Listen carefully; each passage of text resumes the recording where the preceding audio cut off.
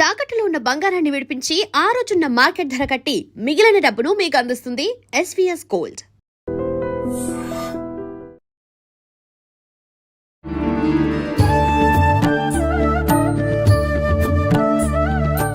నమస్కారం, welcome to I dream. ధర్మ మార్గం విత్ విజిత కార్యక్రమానికి స్వాగతం. ప్రస్తుతం మనతో పాటు ఉన్నారు ఆధ్యాత్మిక గురువులు, ప్రణవ పీఠాధిపతులు, త్రిభాషా మహా సహస్ర అవధాని డాక్టర్ శ్రీ వద్దిపర్తి పద్మాకర్ గారు. ఇప్పుడు గురుగారితో మాట్లాడి మరిన్ని విషయాలు తెలుసుకుందాం. మనకున్న సందేహాలన్నింటినీ కూడా నివృత్తి చేసుకునే ప్రయత్నం చేద్దాం. నమస్కారం గురుగారు. గురుగారు, ఈ మధ్య కాలంలో ఎక్కువగా ఆడవాళ్ళు లలితా సహస్రనామ పారాయణం అనేది చేస్తూ ఉన్నారు. అంటే అది ఆలయంలో కూర్చొని చేసినా సరే, ఇళ్లలో అయినా సరే, ఒక నలుగురు అంతా ఒక దగ్గర కూర్చొని పారాయణం అనేది చేయడం ఎక్కువగా చూస్తూ ఉన్నాం. అయితే ముందు నుంచి లలితా సహస్రనామ పారాయణము ఇదంతా కూడా వైశిష్ట్యం ఉన్నప్పటికీ ఏదైనా ఒకరు మొదలు పెట్టారు అంటే దాని గురించి ఇంకెక్కువగా ఇప్పుడే కొత్తగా ఏదో ఉంది అనేటట్టుగా మాట్లాడుకుంటారు. అసలు ఏంటండి లలితా సహస్రనామ పారాయణం చేయవల్ల కలిగే ఫలితాలు ఏంటి? సృష్టౌ యా సర్గరూప జగదవన విధౌ పాలినీ యా చ రౌద్రీ సంహారే చాపి యస్యా జగదిదమఖిలం క్రీడనం యా పరాఖ్య పశ్యంతి మధ్యమాథో తదను భగవతీ వైఖరీ వర్ణరూప సాస్మద్వాచం ప్రసన్నా విధి హరిగిరిశారాధితాలంకరోతు. త్రిమూర్తుల చేత కూడా ఆరాధింపబడి అమ్మవారికి నమస్కారం చేసుకుందాం. నిజానికి అమ్మవారి ఉపాసన ఇవాళది ఎప్పటిదీ కాదు, ఎన్నో యుగములుగా వస్తూనే ఉన్నది. పార్వతీమాతని ఎంతో భక్తి శ్రద్ధలతో ఆరాధించినట్టుగా శ్రీరామచంద్రుడు పురాణాల్లో ఉంది. రామాయణంలో కూడా విశ్వామిత్రుడితోటి ప్రయాణం చేస్తున్న రామలక్ష్మణులు దారిలో కుమారస్వామి కథ, గంగావతరణ కథ, పార్వతీ పరమేశ్వరుల కథ ఇవన్నీ శ్రద్ధగా విన్నారా లేదా? అప్పుడు కూడా రామచంద్రుడు పార్వతీదేవిని ఎంతో భక్తితో మనస్సులో ఉపాసించిన వాడే. కాకపోతే ఈ కలియుగంలో ఉన్న మానవుల లక్ష్యం ఏంటంటే కొత్తగా ఒకళ్ళు పారాయణ చేస్తే అదే పారాయణ చేయటం వల్ల ఇదేదో కొత్తగా వచ్చింది అన్నట్టుగా దాన్ని ప్రచారం చేస్తున్నారు. కానీ నిజానికి ఈ సమస్తోప కార్యక్రమాలు కూడా, ఈ ఉపాసనా కార్యక్రమాలన్నీ కూడా ఎప్పుడూ యుగయుగాలుగా ఉన్నాయి. ఇప్పుడు నేను చదివిన శ్లోకం దేవీ భాగవతంలో ఆది మంత్ర శ్లోకం కాబట్టి దేవీ భాగవతం వేదవ్యాసుని చేత రచింపబడింది. దేవీ భాగవతం భాగవతం రెండూ కలిస్తేనే భాగవతం. అది పాండిత్యం ఉన్న వాళ్ళకి తెలుస్తుంది, సంస్కృతం మీద పట్టున్న వాళ్ళకి తెలుస్తుంది. ఇతరుల యొక్క వ్యాఖ్యానాలు చదువుకుని వాళ్ళ శ్లోకాల తాత్పర్యాలు తెలుసుకునే వాళ్ళకి మాత్రం తెలియదు అనుకోండి. అందులో ఈ లలితా సహస్రనామం యుగ యుగాల చరిత్ర కలిగినది. మహానుభావులు ఎంతోమంది ఉపాసించారు. అమ్మవారి గురించిన ఉపాసన మహాభారతంలో ఆదిపర్వంలో కనపడుతుంది, సభాపర్వంలో కనపడుతుంది, అరణ్యపర్వంలో కనపడుతుంది, ఇంకా విరాట పర్వంలో చెప్పేకర్లా. ఇప్పుడు ఈ లలితా సహస్రనామంలో ఉన్న నామములను గుదిగురిచి ఒక స్తోత్రంగా ధర్మరాజు చేశాడు.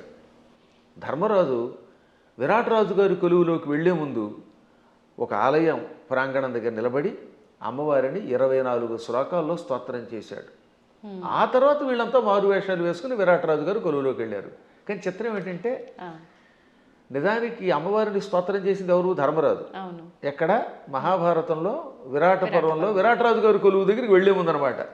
అంటే ధర్మరాజు గారేమో కంకుభట్టి అనే పేరుతోటి, భీముడు వంటలవాడు వలలుడి వేషంలో, అర్జునుడు పేడి రూపంలో, బృహన్నల రూపంలో, నకుల సహదేవులు వరుసగా అశ్వనీపాలకులు, అశ్వపాలకులను గోపాలకులుగా వెడుతున్నారు.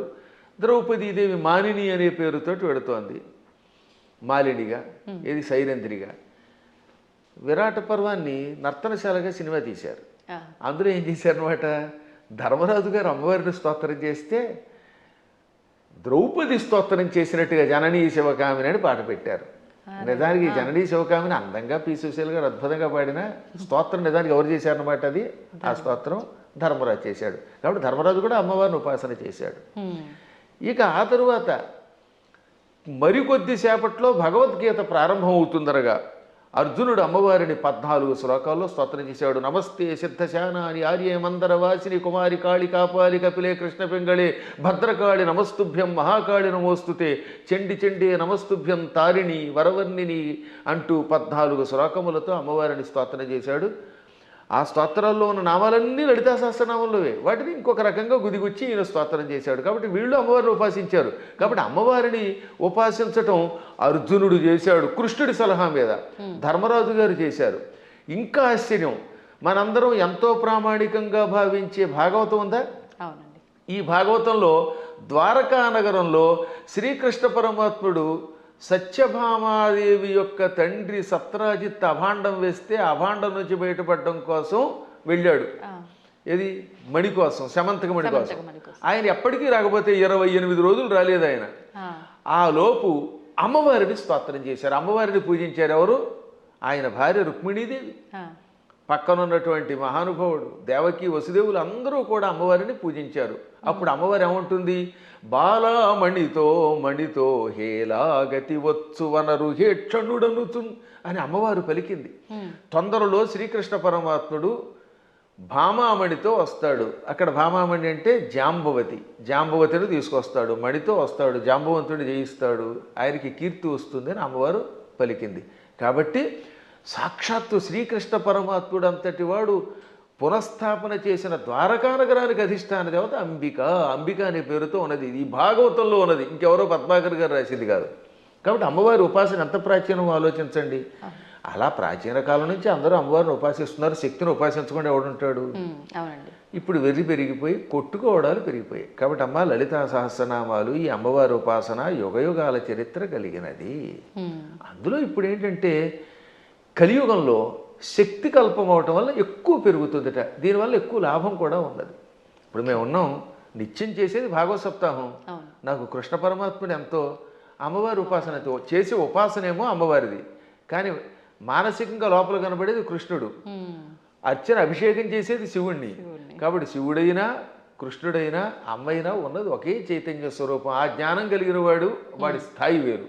జ్ఞానం లేనప్పుడు రూపాలతో మాత్రమే కొట్టుకునే అజ్ఞానుల స్థాయి వేరు. అందుకే లలితా సహస్రనామం వీటికి అతీతమైన చైతన్య స్వరూపం అది. ఓకే గురుగారు, ఇప్పుడు మీరు అన్నారు అమ్మవారైనా కృష్ణుడైనా శివుడైనా అంతా ఒకటే శక్తి స్వరూపము, మూర్ఖులు అని చెప్పి. ఈ మధ్య కాలంలోనే నాకు జరిగిన ఒక ఎక్స్పీరియన్స్, నేను ఎక్కువగా శివుణ్ణి ఆరాధిస్తూ ఉంటా. ఎందుకు అనవసరంగా నువ్వు శివుణ్ణి ఆరాధిస్తున్నావు, అమ్మవారిని పట్టుకో, శివుణ్ణి ఆరాధిస్తే ఏం ఫలితం లేదు, వాడు పిచ్చోడు, ఇంకా ఎక్కువ ఇబ్బందులు పెడతాడు అని చెప్పి అన్నారు. దానికి నేను ఏం సమాధానం చెప్పాలంటారు? నేను ఎలా నిర్ణయం తీసుకోవాలంటారు? అవతల మూర్ఖులైతే వాళ్ళకి ఏం సమాధానం చెప్పద్దు, మన పని మనం చేసేద్దాం. కొంచెం జ్ఞాని అయితే అజ్ఞానంతో కాకుండా కొంత జ్ఞానం కలిగితే వాడికి సమాధానం చెప్పచ్చు. అందుకే భర్తృహరి సుభాషితాలు చాలా గొప్పవి. అజ్ఞ సుఖమారాధ్య. అజ్ఞ అంటే ఏమీ తెలియని వాడు ఉన్నాడు, మూర్ఖుడుగా. వాడు మూర్ఖుడు కాదు, ఏమీ తెలియని వాడు. ఏమీ తెలియని వాడికి బాగు చేయొచ్చట.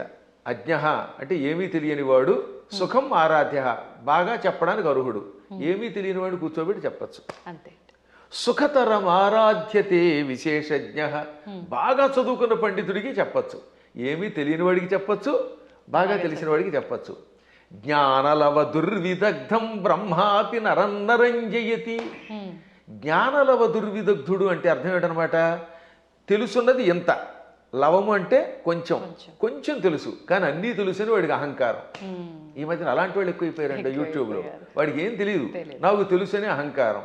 అలాంటి మూర్ఖుణ్ణి బ్రహ్మాపి నరన్నరంజయతి. అటువంటి నరుణ్ణి బ్రహ్మ కూడా బాగు చేయలేట. వాడికి ఏం చెప్పలేడు, బ్రహ్మ వచ్చి చెప్పినా వెండవాడు. అందుకే కొంతమంది మూర్ఖులు చూసారా, నేను దేవుడు చెప్పినా చేయను, దేవుడు వచ్చి దిగొచ్చినా విన్న అంటాడు. వీడి మొహానికి దేవుడు దిగి వస్తాడా? ఏ దేవుడే కదా, దెయ్యం కూడా దిగిరాదు. అంచేత అటువంటి వాళ్ళకి మనం చెప్పక్కర్లేదు, మన పని మనం చేయాలి. కానీ ఒక గొప్ప అద్భుతమైన శ్లోకం ఆది శంకరాచార్యుల వారు మనలాంటి వాళ్ళ కోసమని దేవి అపరాధ క్షమాపణ స్తోత్రంలో రాశారు. ఆ స్తోత్రం పేరేంటి? దేవి అపరాధ క్షమార్పణ స్తోత్రం. అమ్మా నన్ను క్షమించు అని చిట్ట చివరి చెప్పే స్తోత్రం. అద్భుతమైన స్తోత్రం అది. కొంతమంది వాళ్ళు అది కూడా ఆయన రాయలేదని పిచ్చివాదం చేసేవాళ్ళు ఉంటారు, వాళ్ళని మనం పక్కన పెట్టేద్దాం. కానీ చితాభస్మాలేపో గరళమశనం దిక్పటధర జటాధారి కంఠే భుజగపతిహారీ పశుపతి కపాలీ భూతేశో భజతి జగదీశైక పదవీం భవాని త్వత్పాణిగ్రహణ పరిపాటీ ఫలమిదం. భవాని అంటే ఓ పార్వతి, నీ భర్త శివుడి దగ్గర ఏముందమ్మో గొప్పతనం. ఇది ఎంత గొప్పగా ఉంటుంది. ఈ స్తోత్రం చివరిదాకా వినాలి జాగ్రత్తగా.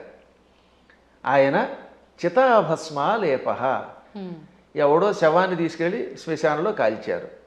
ఆ కాల్చగా వచ్చిన బూడిని ఏమంటారు? చితాభస్మము. చితి మీద నుంచి వచ్చినటువంటి భస్మం. ఆ భస్మాన్ని ఆలేప, ఒంటికి పూసుకుంటున్నవాడు. మనం గంధం పూసుకుంటాం అంటే మా బొట్టి వాళ్ళం పూర్వం గంధం అరగ తీసుకుని పూసుకునేవాళ్ళం. మీ బొట్టి వాళ్ళు ఈ మధ్యన పెర్ఫ్యూమ్స్ వచ్చాయి కదా, కిష్కం కిష్కం అనేది ఏదో కొట్టుకుంటాడు, మళ్ళీ అందులోంచి గాలి వస్తుంది, అందులోంచి వచ్చేది గాలేగా పొగేగా అని మళ్ళీ అడ్వర్టైజ్మెంట్లు. సరే ఏది ఏమైనా మొత్తం మీద సుగంధ ద్రవ్యాలు పూసుకుంటారు. ఆయన మాత్రం ఒంటికి ఏం చేస్తాడు? కాష్టంలో బూడిద పూసుకుంటాడు. పోని ఆహారం ఇడ్లీలో చపాతీలో బూరిలో గారెలో దధ్వజనో తిండు గరళ వశనం విషమే ఆహారంగా స్వీకరించాడు. ఇంకా మంచి బట్టలు కట్టుకుంటున్నాడా? కనీసం పద్మాకర్ గారైనా అంతో ఎంతో మంచి లాల్చీ వేశారు. కానీ ఆయన దిక్కులే వస్త్రం. దిక్కు అంటే తూర్పు మొదలుకు అన్ని దిక్కులు. పటము అంటే వస్త్రం. దిక్పటధర అంటే దిక్కులను వస్త్రముగా ధరించేవాడు. అదే దిగంబరుడు అంటే. దిక్కు అంబరహ దిగంబరహ. అంబరం అంటే వస్త్రం. దిక్కులు వస్త్రంగా ధరించేటంటే అర్థం ఏమిటమ్మా? ఇప్పుడు ఉదాహరణకి ఈ గదే పద్మాకర్ గారికి బట్ట అంటే ఇంక వేరే వస్త్రం వేసుకోలేదు. అది దిక్కులు వస్త్రంగా ధరించేటంటే ఏ బట్టలు లేకుండా ఉన్నాడు. అక్కడికి అది అయిపోయింది. ఇక తర్వాత ఏమంటున్నాడైనా? జటాధారి, చక్కగా క్రాఫ్ దువ్వుకోడు, కర్లింగులు లేవు, కటింగులు లేవు, జడలు అట్ల కట్టేసి ఉంటాయి. ఆ అట్టలు కట్టిన జడల్ని ధరిస్తున్నాడు. మెడలో బంగారపు గొలుసు ఒక్కటి కూడా లేదు. భుజగపతిహారి, బుస్సుమని మీదకి వచ్చే కాటురాజు గారిని మెడలో వేసుకున్నాడు ఆయన. పావుని గొలుసుగా వేసుకున్నాడు. పశుపతి, ఇంకా ఆయన ఎవరికి అధిపతి? పశువులకు అధిపతి. చేతిలో చూస్తే ఏ కంచమో ఆకో పుచ్చుకుని వాళ్ళంతా బఫేని పెడుతున్నారుగా. ఆయన స్వామివారు ఏం చేస్తున్నారట? కపాలం ధరిస్తాడు. భిక్షాపాత్రగా చేతిలో పుర్రిని ధరించాడు, బ్రహ్మ కపాలాన్ని. భూతేశ, భూతాలకు అధిపతి. ఇవన్నీ అవలక్షణాలు పైకి కనపడ్డాం. కానీ ఇన్ని అవలక్షణాలున్నా జగదీశైక పదవీం భజతి అంటే సమస్త లోకాలకి ఈశ్వరుడు అవుతున్నాడు. జగదీశ్వరుడు అనగా సమస్త లోకాలకి అధిపతి, చక్రవర్తి. అన్ని లోకాలని పరిపాలించడానికి కావలసిన అర్హతలు వచ్చేసి ఆయనకి. లోకాలన్నిటినీ పరిపాలిస్తున్నాడు. కారణం ఏమిటో తెలుసా? భవాని త్వత్పాణిగ్రహణ పరిపాటి ఫలమిదం. నీ పాణిగ్రహణం చేశాడు, నీ చెయ్యి అందుకున్నాడు అంటే నిన్ను పెళ్లి చేసుకున్నాడు. అమ్మ ఆయనలో అన్ని అవలక్షణాలే, అయినా లోకాలను పరిపాలిస్తున్నాడు. కారణం నిన్ను పెళ్లి చేసుకోవడం. ఇదంతా నీ అనుగ్రహం. అంటే ఇందాక ఒక ఆవిడ చెప్పిందనగా ఏమని? అమ్మవారిని పూజిస్తే లాభం ఆయన దగ్గరే ఉంది అని. ఈ పై శ్లోకం యొక్క తాత్పర్యం ఇలా కనపడుతుంది. అంటే ఇందాక మీరు అన్నట్టు మిడిమిడిగా తెలుసుకొని మాట్లాడే మాట. ఇప్పుడు ఈ శ్లోకంలో ఉన్న అంతరార్థం తెలిస్తే మనకు ఆశ్చర్యం కలుగుతుంది. సామాన్యుడి భాషలో చెప్పాలంటే వాడికి పిచ్చెక్కుతుంది. ఇప్పుడు అమ్మవారిని పార్వతి అనలేదండి. పార్వతి అంటే పర్వతరాజు కూతురు, పుట్టింటి వారి పేరుతో పిలవాల. భవాని అన్నాడు ఆయన. భవాని అంటే అర్థం ఏంటి? భవస్య పత్ని భవాని అంటే శివుడి పెళ్ళామా. దాని అర్థం ఏంటి? మళ్ళీ అక్కడ ఏమంటున్నాడంటే ఆవిడ్ని ఓ శివుడి పెళ్ళామా అన్నాడు. మనకి ఏమనిపిస్తుంది? ఆవిడ పొగిడినట్టు ఏం లేదు. మళ్ళీ వచ్చేసరికి నువ్వు ఎన్ని గొప్ప లక్షణాలు ఉన్నా, నీ వల్ల ఆయనకు గొప్పతనం వచ్చినా నువ్వు శివుడి పెళ్ళానివే.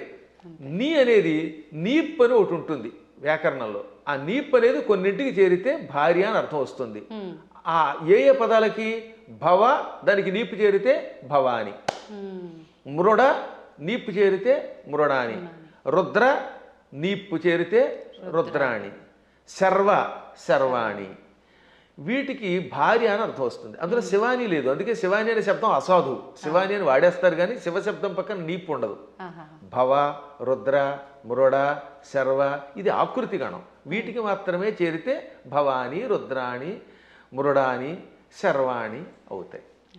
కాబట్టి ఇంత చేసి నువ్వు ఎంత గొప్పదానివైనా, నీ వల్ల ఆయనకి వచ్చినా నువ్వు ఆయన పెళ్ళానివే అని చెప్పడం. ఇంకా పైకి వద్దాం. ఇందాక చెప్పినవి ఈ ప్రపంచంలో ఎవడైనా కాష్టంలో ఉన్న బూడిదను పూసుకుంటాడా? మీకు ఎంతో స్నేహితుడు ఒక ఆయన ఉన్నాడండి, ఎంతో ఇష్టుడు ఒక ఆయన ఉన్నాడు. ఆ గొప్ప వ్యక్తి ఒక ఆయన తాతగారు అంటే చాలా ఇష్టపడతాడు. ఆ తాతగారు పోయారనుకుందాం. ఆ తాత లేకపోతే బతకలేనన్నవాడు ఆ తాతగారి శరీరం కాలిపోయాక ఆ బూడిద పూసుకుంటాడా? అస్సలు ఒక్క శివుడు మాత్రమే తన భక్తులు తనను ఉపాసించాక వాడు నా భక్తుడు, వాడు నాకు ఎంతో ఇష్టుడు అని వాడు చావగానే వాడి శరీరాన్ని శ్మశానంలో కాలిస్తే రారా నాయనా అని వాడి బూడిదని ఒంటికి పూసుకుంటున్నాడు. ఆ బూడిద పూసుకోగానే వాడు శాశ్వతంగా కైలాసానికి వెడుతున్నాడు. అంటే ఆ భక్తుడి మీద ఆయనకి ఎంత ఇష్టం. ఈ ప్రపంచంలో ఇంత ప్రేమగా చూసే దేవుడు ఇంకెవడన్నా ఉన్నాడా? ఒకసారి ఆలోచించండి. భక్తుడి యొక్క కాష్టంలో బూడిదని ఒంటి మీద గంధంలా పూసుకునే ఏకైక కరుణామూర్తి శివుడే. ఆయనకి మాత్రమే శక్తి ఉంది, ఇంకెవడో పూసుకోలేడు. పూసుకుంటే చస్తాడు, బ్యాక్టీరియా వచ్చి చచ్చిపోతాడు ముందు. రెండవది గరళ వశనం. పాలసముద్రం చిలికారు. ఈ పాలసముద్రంలో అమృతం వస్తుంది అనుకుంటే మొట్టమొదటి పుట్టింది విషం. భయంకర కాలకోట విషానికి లోకాలన్నీ కాలి బూడిదైపోయాయి. అందులోంచి పొగొచ్చింది. అందరూ దిక్కులేక శివ రక్షించమని ఆయన దగ్గరికి వెళ్ళారు. ఒక్కడు తాగాడా దాన్ని ఎవడన్నా? ఇంతమంది సోకాళ్ళు దేవతల్లో ఒక్కడైనా దాన్ని తాగి రక్షించాడా? ఒక్క శివుడు మాత్రం పార్వతి కేసు తిరిగి, పార్వతి వీళ్ళు నా పిల్లలు రక్షించమని అడిగారు, తాగేస్తున్నాను అన్నాడు ఆయన. అప్పుడు భార్య తాగమంటుందండి నిజంగాను? ఏ భార్య అయినా సరే, ఏమండి వాళ్ళకి మతి లేకపోతే మీకు మతి లేదా? బాబోయ్ నా మంగళసూత్రం గట్టిగా ఉండాలి, మీరు తాగద్దనాలా, కానీ ఆవిడే ఉంది తాగేయండి. అందుకే పోతన గారు అక్కడ ఒక అద్భుతమైన పద్యం రాశారు భాగవతంలో అష్టమస్కంధంలో. మృంగెడివాడు విభుండని. మింగేవాడు తన భర్తని తెలుసు. ఆ మింగేవాడు తన భర్త అని ఆవిడ తెలియదా? తెలుసు. మృంగెడిదియు గరళమనియు. ఆయన మింగేది గరళం, విషం తప్ప అమృతం కూల్ డ్రింకు కాదని ఆవిడికి తెలుసు. అది తాగితే ఏం జరుగుతుందో కూడా తెలుసు. అది ఇంకోటి ఎవడన్నా తాగితే చచ్చిపోతాడే తెలుసు. అయినా మేలని ప్రజకుల్ మృంగుమనే సర్వమంగళ మంగళ సూత్రంబునెంత మది నమ్మినదో. ఎంత అద్భుతమైన పద్యం. అయినా ఈ సృష్టి అంతా తన పిల్లలు, మా పిల్లలు బాగుండాలి, వాళ్ళ కోసం మేము ఏమైనా పర్వాలేదు అని త్రాగమన్నది. తాగమండవే కాదు, తన మంగళసూత్రాన్ని అంత నమ్మింది. శివుడు నా మెడలో మంగళసూత్రం కట్టాడు, కట్టాక ఆయనకి ఏం అవ్వదు. నా మెడలో ఆయన కట్టిన మంగళసూత్రం ఉండగా ఈ విషయం కూడా ఆయన ఏమీ చేయదనే నమ్మకంతో తాగమన్నదట. అది వాళ్ళ దంపత్య యొక్క బంధం. ఆ దంపతులు ఇద్దరిలో ఎవరు గొప్ప ఎవరు తక్కువ అంటే అది అజ్ఞానం. ఈవిడ వల్ల ఆయన, ఆయన వల్ల ఈవిడ. ఇంతకీ ఎందుకు చెప్తున్నానంటే నేను, అంతటి కాలకోట విషమును టక్కన చేతిలోకి తీసుకుని ఇంత నేరేడు పండు ముద్దగా మార్చి మింగాడు ఆయన. మింగడం కూడా కంఠంలో ఎక్కడ పెట్టుకున్నాడు, సరిగ్గా ఈ కంఠం దగ్గర పెట్టాడు. లోపల లోకాలు ఉన్నాయట, బయట లోకాలు ఉన్నాయి. విషం బయట ఉంటే బయట ఉన్న లోకాలని బూడిద చేస్తుంది. కడుపులోకి వెడితే కడుపులో ఉన్న లోకాలు బూడిదైపోతాయి. ఇక లోకములు లేని ఏకైక స్థానం ఆయన కంఠాన్ని మాత్రమే అట్టే పెట్టాడు. కంఠంలో లోకాలు లేవు, అందుకని గొంతుకులో పెట్టాడు. ఇక్కడుంటే ఎవరికీ ప్రమాదం లేదు కనుక. ఇప్పుడు మీకు ఒక కాఫీ ఇస్తాం, తాగండి. తాగి నాలుక మీద కానీ కడుపులోకి కానీ పంపకుండా గొంతుకులో అట్టే పెట్టగలరా? అస్సలు సాధ్యం. గుట్టక వేస్తే టక్కన కిందకి దిగిపోవాల్సిందే, లేదా అతి కష్టమే నోట్లో పెట్టాలి. అది కూడా ఎంతసేపు పెట్టగలం? బయటనే ఉమ్మాలి, అవునా? అటువంటిది అంత కాలకోట విషయాన్ని ఇక్కడ బంధించే శక్తి ఏ దేవతకు ఉంది? ఒక్క శివుడికి ఉన్నది. అందుకే తెల్లని శివుడి శరీరం కూడా, శివుడు కూడా చాలా అందంగా తెల్లగా ఉండేవాడు. ఈ విషం కంఠంలోకి వెళ్ళాక నీలంగా మారిపోయి శ్రీకంఠుడు గరళకంఠుడు అయ్యాడు. అది ఆయనకు ఒక ఆభరణం అయింది, కీర్తి తెచ్చిపెట్టింది. అందువల్ల గరళ వశనం అంటే అంతటి విషాన్ని ఆహారంగా స్వీకరించి గొంతుకులో పెట్టినవాడు ఆయన తప్ప ఎవడున్నాడమ్మా? ఇంకా ఆకాశాన్ని జుట్టుగా మార్చుకొని అట్లగట్టేలా జడలు పెట్టాడు. ఆకాశంలో ఉన్న మబ్బులు అవన్నీ ఆయనకి కేశములైపోయాయి. వ్యోమకేశుడు ఆయన, అందువల్ల జటాధారి. మెడలో వాసుకి అని పిలువబడే ఒక భయంకర సర్పాన్ని ఎవడు పెట్టుకోగలుగుతాడు? ప్రపంచంలో పాముల్ని భరించే శక్తి ఇద్దరికి ఉంది. ఒక ఆయన పాము మీద పడుకున్నాడు, శ్రీ మహావిష్ణువు ఆదిశేషుడి మీద. ఇంకోటి ఎవడు ఆయన భరించలేడు. ఆ వాసుకినేమో మెడలో ఈయన గొలుసులో వేసుకున్నాడు. అలా విషసర్పమును కూడా ఆభరణంగా ధరించావు. పశుపతి అంటే మనందరం పశువులం. జీవులందరినీ ఏమంటారు? పశువులు. ఇంగ్లీష్లో కూడా man is a social animal అంటారు, గుర్తుపెట్టుకోండి. సంస్కృతంలో కూడా అంతే. పశువులు జంతువునాం నరజన్మ దుర్లభం. ఈ జంతువులలో మానవ జన్మే దుర్లభము. కాబట్టి ఏ లాంగ్వేజ్లో అయినా సరే పశు శబ్దమునకు ప్రాణులు అని అర్థం. ప్రాణులందరినీ పరిపాలించేవాడు ఆయన పశుపతి అంటే. ఇంకా కపాలి, బ్రహ్మ కపాలాన్ని చేత్తో పట్టుకుని బ్రహ్మ యొక్క అహంకారాన్ని అడిచి యావజ్జీవితం చేతిలో పెట్టుకుని అందులో భోజనం పెట్టేవాడు ఎవడు అంటే కపాలి. అంటే ఇన్ని సంపదలున్నా అష్టసిద్ధులున్నా పార్వతి భార్య అయినా భిక్షాపాత్రని చేత ధరించి ఎవడైనా చివరికి భిక్షుకుడే. ఈ ప్రపంచంలో నేను భిక్షుకుడే, నువ్వు భిక్షుకుడివే, ఒకళ్ళొకళ్ళు యాచించుకోవాలి అని చెబుతున్న మహానుభావుడైన ఒక్కడే. ఓకే. ఇంకా భూతేశ, భూతములు అంటే మీరు అనుకున్నట్టుగా హైహాన్ మీదకి వచ్చే భూతాలు కాదు, పంచభూతాలు. ఈ పృథివ్యాపస్తేజో వాయురాకాశములు, భూమి, అగ్ని, జలము, వాయువు, ఆకాశం అనే పంచభూతములు. ఇక ప్రాణులు, వీళ్ళందరికీ అధిపతి. అందుకే ఆయన జగత్తుకి ఈశ్వరుడు అయ్యాడు. అందువల్ల నువ్వేం చేసావు? ఆయన గొప్పతనం గ్రహించి ఆయన కోసం తపస్సు చేసి ఆయనే భర్త అవ్వాలని దగ్గరికి వెళ్ళి పార్వతి అని పేరున్నదానివి భవాని అయిపోయావు, ఆయన భార్యవై. అందుకే ఇప్పటికి కూడా ఇంగ్లీష్ వాళ్ళు మన సంస్కృత సంప్రదాయాల్లో కొన్ని పాటిస్తున్నారు. ఉదాహరణకి పద్మాకర్ గారి భార్య ఉంది, ఆవిడ ఏమన్నా మిసెస్ పద్మాకర్ అంటారా లేదా? అంటారు. రంగవేణి గారిని పిలవకుండా అంటే భవానీలాగా. పార్వతి కాస్త ఆయన భార్య అయ్యాక మిసెస్ శివ అయ్యింది, ఆ మాట భవానీ అన్నాం అంతే టెక్నిక్గా. అంటే ఎంత గొప్ప శక్తి! శివుడి భార్యని అనిపించుకోవడానికి ఇష్టపడుతోంది కానీ నేను పార్వతిని ఫలానా వాళ్ళ పుట్టింటి వారి సంబంధమైందా అని అనిపించుకోవడానికి ఆవిడ ఇష్టపడటం లేదు. ఈ లక్షణాలు ఆయనలో గొప్పవి కాబట్టే ఆయనని నువ్వు వరించావు, నీ వల్ల ఆయన పార్వతీ వల్లభుడయ్యాడు. ఈ విధంగా ఇద్దరు గొప్పవారే. ఇంక చివరిగా దిక్పటధరహ అంటే దిక్కులే వస్త్రములంటే మొత్తం ప్రపంచం అంతా వ్యాపించినవాడు. అది వ్యాపిస్తే కదా బట్ట అయ్యేది. మీరు ఆలోచించండి, తూర్పు, పడమర, ఉత్తరం, దక్షిణం, ఆగ్నేయం, నైరుతి, ఈ వాయువ్యం, ఈశాన్యం అని పిలువబడే దిక్కులు పైన కింద ఉన్నవి మనకు బట్ట అవ్వాలంటే మనం అంత శరీరం కలిగిన వాళ్ళు అయ్యి ఉండాలి.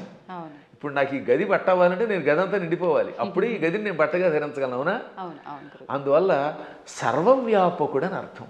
అటువంటి వాళ్ళ యొక్క గొప్పతనాన్ని గ్రహించలేక శివుడిని పూజిస్తే కష్టం వస్తాయి, పార్వతిని పూజించని, లేక పార్వతిని పూజించకు శివుడిని పూజించని, లేక ఈ ఇద్దరిని పూజించి విష్ణువుని పూజించగని, విష్ణువుని పూజించి వీళ్ళని పూజించకు అన్నాడంటే వాడు అజ్ఞాని, ఏ విధమైన ఉపాసనా బలం లేనివాడు. అందువల్ల వీటికి అతీతంగా సర్వవ్యాపకుడైన శివుడు ఆయన ఏకో దేవ, ఏకో దేవ కేశవో వా శివో వా, ఒకడే దేవుడు. నువ్వు శివుడను, కేశవుడను, పార్వతి అను, లేక లక్ష్మి అను, సరస్వతి అను, కుమారస్వామి అను, విఘ్నేశ్వరుడను, ఇన్ని రూపములతో కనపడుతున్న పరమాత్మ ఒక్కడే. గురుగారు, అంటే మాలాంటి జ్ఞానం లేని వాళ్ళము ఇలాంటి పిచ్చి ప్రశ్నలు వేయటంలో అర్థం ఉంది, వాదించడంలో అర్థం ఉంది. కానీ ఎంతో జ్ఞానం ఉండి నలుగురికి చెప్పే స్థాయిలో ఉన్నవాళ్ళు కూడా కొంతమంది శివకేశవుల ఇద్దరు భేదం చూపించి మేము శైవులము, మేము వైష్ణులము ఇలా మాట్లాడుతూ ఉంటారు కదా, మరి దాని గురించి ఏమంటారండి? అక్కడే అసలు వాళ్ళ జ్ఞానులు అనకూడదు, వాళ్ళు భక్తులు అంతే, మూఢభక్తులు. వాళ్ళు భక్తులే. మూఢభక్తి ఏం చేస్తుందో తెలుసా? ఆ రూపాన్ని తప్ప ఇంకోటి ఇష్టపడకుండా చేస్తుంది. మూఢభక్తి వల్ల కూడా ఎప్పుడో ఒకప్పుడు పరమాత్మ దగ్గరికి వెడతారు అనుకోండి, అందులో సందేహం లేదు. జ్ఞానభక్తి కలిగిన వాడు అలా ఎందుకంటాడు? జ్ఞానంతో ఉన్నవాడు వాడు ఏ రూపం చూస్తే ఆ రూపంలోనే ఇంకోటి చూస్తాడు. మహానుభావులైన ఋషుల్ని నేను చూశాను కదా, వశిష్ఠుడు ఉన్నాడు, రాముడిలో శివుని చూడగలిగాడు, శివుడిలో రాముడిని చూడగలిగాడు. కైలాసాల్లో వైకుంఠం చూడగలిగాడు, వైకుంఠంలో కైలాసాన్ని చూడగలిగాడు. అమ్మవారి దగ్గరికి వెళ్ళారు. దుర్వాసుడు అన్ని లోకాలకి వెళ్ళాడు. విశ్వామిత్రుడు అలా అన్నీ చూడగలిగాడు. వాళ్ళు జ్ఞానులు. ఇంకా మూఢభక్తులు అంటే ఏమిటనమాట? నేను ఆ రూపమును తప్ప ఇంక దేన్ని చూడండి అంటాడు ఆయన. ఆ ఆశ్చర్యం ఏమిటంటే తులసీదాసు గారు తన ఆత్మచరిత్ర రాసుకున్నాడు. ఆయన బృందావనం వచ్చాడు. అక్కడ కృష్ణుడు కనపడగానే కళ్ళు మూసుకున్నట్ట. ఏమి నాయన నన్ను చూడగానే కళ్ళు మూసుకున్నావు, నన్ను ఎందుకు చూడటం లేదంటే నేను రామభక్తుడిని, రాముడిని తప్పేవాడిని చూడన్నాడు. అప్పుడు ఆ కృష్ణుడు ఏమన్నాడు? రాముడైనా కృష్ణుడైనా నేనే కదా, నువ్వు భాగవతం చదివిన వాడివి, నేను ఎన్నో అవతారాలు ఎత్తానని నీకు తెలుసు కదా అంటే అన్నీ నాకు అనవసరం, నువ్వే అన్ని రూపాలు, నువ్వే మత్స్యకూర్మాది సమస్త అవతారాలు ధరించావు, అయినా నేను రాముడి తప్ప చూడను, నాకు ఆ కోదండం పుచ్చుకుని ఏకపత్నిరోతుడిగా ఉన్న రాముడే కావాలి, కృష్ణుడు వద్దన్నాడు. అప్పుడు ఆయన నవ్వి రాముడిగా, ఇది కృష్ణ విగ్రహంలో ఉన్న స్వామివారు రాముడిగా దర్శనమిచ్చాక అప్పుడు నమస్కరించాడు. అప్పుడు ఆయన కనువిప్పు కలగజేసి, పిచ్చివాడా, పువ్వులు వేరైనా ఏ పువ్వుతో చేసినా పూజ ఒకటే కదా, అంతే అండి. ఎదురుగుండా నువ్వు ఒక విగ్రహం పెట్టుకున్నావు, ఒక్కోసారి గన్నేరు పువ్వులు, ఒక్కోసారి మందార పుష్పాలు, మరోసారి ఏమో సంపంగులు ఇలా దొరుకుతాయి. ఏ పుష్పంతో పూజ చేసినా పూజ ఒకటే, పువ్వులు వేరైనా పూజ ఒకటే. అలాగే మూర్తులు వేరైనా అందులో ఉన్న చైతన్యం ఒకటే. ఈ మాత్రం జ్ఞానం లేకపోతే నీకు ఎప్పటికీ మోక్షం వస్తుందనగా అప్పుడు పశ్చాత్తాపంతో ఆయన రాముడైనా కృష్ణుడైనా ఒకటే అని హిందీలో ఒక స్తోత్రం రాశాడు. దాన్ని తెలుగులోకి అనువాదం చేసి శ్రీకృష్ణాంజనేయ యుద్ధం అని ఒక సినిమా ఉందిరండి. అందులో చాలా అద్భుతంగా రాశారు. ఘంటసాల వారు చాలా బాగా పాడారు. చిట్ట చివరిలో ఆంజనేయుడు జ్ఞానోదయం పొందినట్టుగా ఆ పాట పెట్టారు. పూలు వేరైన పూజ ఒకటని నేటికి తెలిసెను ఓ దేవా, రాముడవైనా కృష్ణుడవైనా ఆదిదేవుడవు నీవేనయ్యా, రాముడవైనా కృష్ణుడవైనా ఆదిదేవుడవు నీవేనయ్యా, హరే రామ హరే కృష్ణ హరే రామ హరే కృష్ణ హరే రామ హరే కృష్ణ. అందుకని మన వాళ్ళు హరే రామ హరే కృష్ణ అన్నారు. పరమాత్మ ఒకటే. కానీ మూఢత్వం ఉన్నంత వరకు, పూర్వజన్మ యోగం ఒకటి ఉన్నంత వరకు చచ్చిన ఈ సత్యాన్ని వాడు అంగీకరించలేదు. కర్మ. నదుల్లో కూడా రండి, అదే గంగాజలం. గంగో చోట, ఇంకో చోట కృష్ణ, ఓ చోట గోదావరి, మొత్తం మీద నీరే. కొంచెం భేదాలు ఉంటాయి. ఎందుకనంటే ఆ ప్రాంతాన్ని బట్టి, మూలికలు బట్టి. గంగే, ఇంకో దక్షిణ గంగే. కానీ వీటిలో ఎన్ని కొలుస్తున్నాయి? మనం కూడా అలాగే మూర్తులలో ఉన్నప్పుడు ఆ భేదాలను బట్టి ఒక్కొక్క రూపంలో ఒక్కొక్క పని చేస్తాడు. కానీ చిట్ట చివరికి వచ్చేసరికి అన్నీ ఒకటే. కృష్ణుడు చెప్పాడా లేదా? చిట్ట చివరికి నేనే అన్నాడు ఆయన. భగవద్గీతలో విభూతి యోగంలో ఎవరెవరిలో ఏ విభూతి ఉందో అది నేనని చెప్పాడు ఆయన.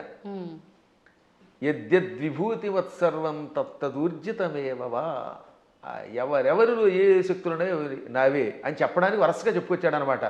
మృగాణాంచ మృగేంద్రోహం, జంతువులలో సింహాన్ని నేను, మృగాలలో సింహాన్ని నేను. వైనతేయశ్చ పక్షిణాం, పక్షులలో గరుత్మంతుణ్ణి నేను. ప్రహ్లాదశ్చాపి దైత్యానాం, రాక్షసులలో ప్రహ్లాదుణ్ణి నేను. అలా కవులలో ఉసినసుణ్ణి అంటే శుక్రాచార్యుణ్ణి నేను. బుద్ధిమంతులలో బృహస్పతిని నేను. చివరికి బృహస్పతి శుక్రుడు కూడా ఆయనే. అలాగే శంకరశ్చాపి రుద్రాణం, ఏకాదశి రుద్రుల్లో శంకరుణ్ణి నేను. అర్థమైందా? చివరికి శివుడు కూడా నేనే. ఆ విధంగా సమస్తం నేనే. కాబట్టి ఆయన కానిదంటూ ఏమీ లేదు. గురుగారు, భగవంతుడు ఇప్పుడు ఇన్ని రూపాల్లో ఉన్నాడు. శివుడైనా విష్ణువైనా భేదమే లేదు. కానీ విష్ణుమూర్తి అవతారాలలోనే, కొన్ని అవతారాలలో, దశావతారాలలో రాముడు కృష్ణుడు కూడా ఆయన అవతారమే. కానీ వాళ్ళు దేవుళ్ళు కాదు, మానవులు. వాళ్ళు దేవుళ్ళు అనకూడదు, ధర్మానికి ప్రతిరూపాలుగా మనం భావించాలి అని అంటూ ఉంటారు. దాన్ని ఎలా తీసుకోవచ్చు అంటారు? ఇది ఒక పెద్ద సమస్య అని చెప్పాను కదా. ఈ పెద్ద ఎవడికి వాడు మేధావి అయిపోవడం వల్ల వచ్చిన పని. భగవంతుడు శ్రీ మహావిష్ణువు 22 అవతారాలు ఎత్తాడు. ఎన్ని? 22. ఈ 22లో 21 అవతారాలు అంశ అవతారాలు అంటారు. ఒక్క అవతారం పరిపూర్ణ అవతారం. సనక సనందనాదులు, వృషభావతారము, కపిలావతారము, పరశురామావతారము, వేదవ్యాసావతారము, ఇవన్నీ అంశ అవతారాలు. వాటిలో ఈ మత్స్యావతారం, కూర్మావతారం, వరాహావతారం, నరసింహావతారం, రామావతారం, ఇది పరశురామావతారం, ఇవన్నీ కూడా. ఒక్క కృష్ణుడు మాత్రం సంపూర్ణ అవతారం. కాబట్టి అందరూ అనుకున్నట్టుగా 10 కాదు అవతారాలు. భాగవతంలో ప్రారంభంలోనే ఉంటుంది, ప్రథమ స్కంధంలో 22 అవతారాలు చెబుతూ అందులో 21 అవతారాల్ని ఏతే చాంస కళా పుంస ఏతే చ అంశ కళా పుంస కృష్ణస్తు భగవాన్ స్వయం. 21 అవతారాలు అంశావతారాలు, అంశ కళలు. ఒక్క కృష్ణుడు మాత్రం పరిపూర్ణ అవతారం. అందుకే కృష్ణస్తు భగవాన్ స్వయం. ఒక్క రామావతారంలో నేను మానవుణ్ణి అని ఆయన అనకపోతే రావణుడిని చంపలేడు. ఎందుకని ఈ మానవుడి చేతిలో వాడు చస్తాడు కనుక. అందుకని ఆయనకి తెలియదు లోపల. ఆయన పరమాత్మని ఆయనకి తెలియకపోతే ఇన్ని పనులు ఎలా చేసాడండి? ఎంతమందికి శాప విముక్తి కలగజేశాడు, ఎంతమందిని వైకుంఠానికి పంపించగలిగాడు. కానీ పైకి చెప్పకూడదు. అందువల్ల పరమాత్మ నటించాలి లోపల. అందుకని మర్యాద పురుషోత్తముడుగా ఆత్మానం మానుషం మన్యే రామం దశరథాత్మజం. దేవతలంతా చిట్ట చివర వచ్చి ఏది రావణవధ అయిపోయాక నువ్వు విష్ణువు అంటే మీరు ఏదో విష్ణువు అంటున్నారు, అదిని పొగుడుతున్నారు, నాకు తెలియట్లేదు. నేను మాత్రమే అనుకుంటున్నాను, నన్ను నేను మానవుడు అనుకుంటున్నాను. ఆత్మానం అంటే నన్ను మానుషం మన్యే, మనిషిగా భావిస్తున్నాను. మన్యే అంటే భావిస్తున్నాను, అనుకుంటున్నాను. పైగా ఎవరట? రామం దశరథాత్మజం, దశరథుడు కొడుకేని రాముడు అనుకుంటున్నాను. మీరు ఎవరో అంటున్నారంటే అప్పుడు శివుడు వచ్చామన్నాడు. అక్కడ భలే చెప్తాడండి వాల్మీకి. షడర్థ నయన శ్రీమాన్ అన్నారు శివుణ్ణి. ఏమన్నారు? షడర్థ నయన. అసలు ఇటువంటి పదాలు వాల్మీకి తప్ప ఎవరు రాయలేరు, కవులు కాబట్టి బాగా రాస్తారు. నయన అంటే కళ్ళు కలిగినవాడు. షట్ అంటే అన్ని 6, అందులో అర్ధ అంటే అంత సగం. షడర్ధనైన అంటే 6లో సగం 3 కళ్ళు కలిగిన బట్ట త్రినేత్రుడ. ఎంత త్రినేత్రుడు అనడానికి ఎంత చమత్కారం చేయాలి, బలి పెడతాడు కదా. అదే కవుల యొక్క చమత్కారం. అందువల్ల కవుల చమత్కారం తెలియక రామాయణం అర్థం కాక ఏదో పిచ్చివాగుడు అవుతారు. కానీ షడర్ధనైన అండంలో అర్థం ఏంటో తెలుసా?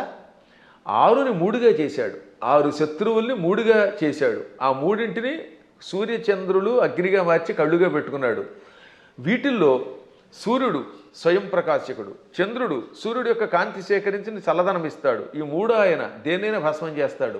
అంటే కామక్రోధ లోభమోహ మదమాత్సర్యాలనే శత్రువుల్ని 3 ముద్దలు చేసి ఈ 3 ముద్దల్ని కూడా ప్రజలకి త్రిగుణముల రూపంలో ఇచ్చి త్రిగుణములతో కూడిన ప్రజల్ని త్రిగుణాతీతుల్ని చెయ్యగలిగే శ్రీమాన్ సంపదలు కలిగిన వాడు శివుడు. అసలు శివుడి యొక్క వైభవాన్ని, దాని గురించి ఇప్పుడు మీకు ధర్మ సందేహాల్లో కాబట్టి క్లుప్తంగా చెబుతున్నాను. కానీ దీనికి ఎంతో వ్యాఖ్య చేయొచ్చు. అటువంటి శివుడు, నాయన నువ్వు సాక్షాత్తు విష్ణువువి, దేవతలంతా ప్రార్థించటం వల్ల రాముడిగా అవతరించి దుష్ట శిక్షణ శిష్టరక్షణ చేసావు తప్ప సామాన్యుడు కాదు అని చెబితే దశరథుడు మళ్ళీ వచ్చి ఆయన్ని స్తుతించాడు, బ్రహ్మాదులు స్తుతించారు. అప్పుడు అర్థం అవట్లేదా ఆయన సాక్షాత్తు స్వామిని? కాబట్టి అవేమో ఏదో మానవ అవతారాలంటే ఎలా ఒప్పుకుంటాం? మానవుడిగా అవతరించి మానవుడిగా నటించి ధర్మమును లోకమునికి ఇచ్చిన ఆది విష్ణువు. అది మర్చిపోకూడదు మనం.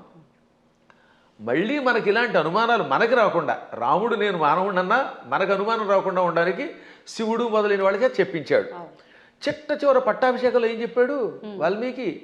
ఆదిదేవో మహాబాహు హరిర్నారాయణ ప్రభు సాక్షాద్రామో రఘుశ్రేష్ఠ శేషో లక్ష్మణ ఉచ్యతే. ఇది పట్టాభిషేకంలో చిట్ట చివరి శ్లోకాలు. ఆదిదేవుడు, మహావీరుడు, సాక్షాత్తు విష్ణువు, ఆయనే రాముడిగా పుట్టుకొచ్చాడు. ఆయన విశేషణాలు: ఆదిదేవ, మహాబాహు, సాక్షాత్ నారాయణ ప్రభు, రామ రఘుశ్రేష్ఠ. ఎన్ని విశేషణాలు చూడండి. మళ్ళీ ఆ శ్లోకాలు 1-2 సార్లు వినాలి. ఆదిదేవో మహాబాహురు హరిరి నారాయణ ప్రభు సాక్షాత్ రామ రఘుశ్రేష్ఠ. ఆదిదేవుడు, మహాబాహుడు అంటే పరాక్రమవంతుడు, హరి నారాయణుడు, సమస్త లోకాలకి ప్రభువు, ఆయనే సాక్షాత్తు రాముడు. శేష లక్ష్మణ ఉచ్యతే, ఆదిశేషుడే లక్ష్మణుడు అని పిలువబడ్డాడు. కాబట్టి ఇంకెక్కడ స్పష్టమైపోయిందా? అయినా సరే రాముడు కాదు ఉట్టి మనిషి అంటాడు అనుకోండి, అది వాడి కర్మ. గడ్డి పరకలు తినేవాళ్ళు అలాంటి మాటలు మాట్లాడతారు, అజ్ఞానంతో మాట్లాడేవాళ్ళు అలా మాట్లాడతారు. కానీ మనకి తెలుసు, అందుకే రామనామాన్ని ఇప్పటికి కూడా మనం స్మరించి గుడి కట్టి పూజిస్తున్నాం. అందువల్ల ఆయన ఏం చేశాడు, ఎలా చేశాడో తెలుసుకోవాలి, రాముడిలాగా నడుచుకోవడానికి ప్రయత్నించాలి. ఇంకా కృష్ణుడు చెప్పడమే ప్రారంభంలోనే విశ్వరూపంతో పుట్టుకొచ్చాడు. అసలు పుట్టడమే విశ్వరూపం. ఆ తర్వాత వెళ్ళి చిన్నపిల్లవాడు ఎన్నో లీలలు, అణువణువునా లీలలే. ఎన్ని చూపించాడో లీలలు లెక్కలేదు. ఒకసారి ఏమో మామూలుగా నేను చిన్నపిల్లాడిని అంటాడు, నాకు పెద్దవాళ్ళు మీరు దండం పెట్టడం ఏమిటంటాడు అని వెంటనే గోవర్ధన పర్వతం ఎత్తుతాడు. ఇది అక్రూరుడు వచ్చాడులేండి. అక్రూరుడు రాగానే, అక్రూరా నేను 8 ఏళ్ల బాలుణ్ణి, నువ్వేమో 40 ఏళ్ల వాడివి, నువ్వు పెద్దవాడివి, నాకు నమస్కారం చేయటం ఏమిటి అనగానే కాసేపు ఆయన భ్రమలో పడ్డాడు. వెంటనే వెళ్ళి యమునా నదిలో తన విశ్వరూపం చూపించాడు. వెంటనే తాను మరిచిపోయి స్తోత్రం చేసి, నేను పెద్దాడిని ఏంటి, నువ్వు పిల్లవాడు ఏమిటి, సమస్త లోకాలకి నువ్వే తండ్రి బాబోయ్ అన్నాడు ఆయన.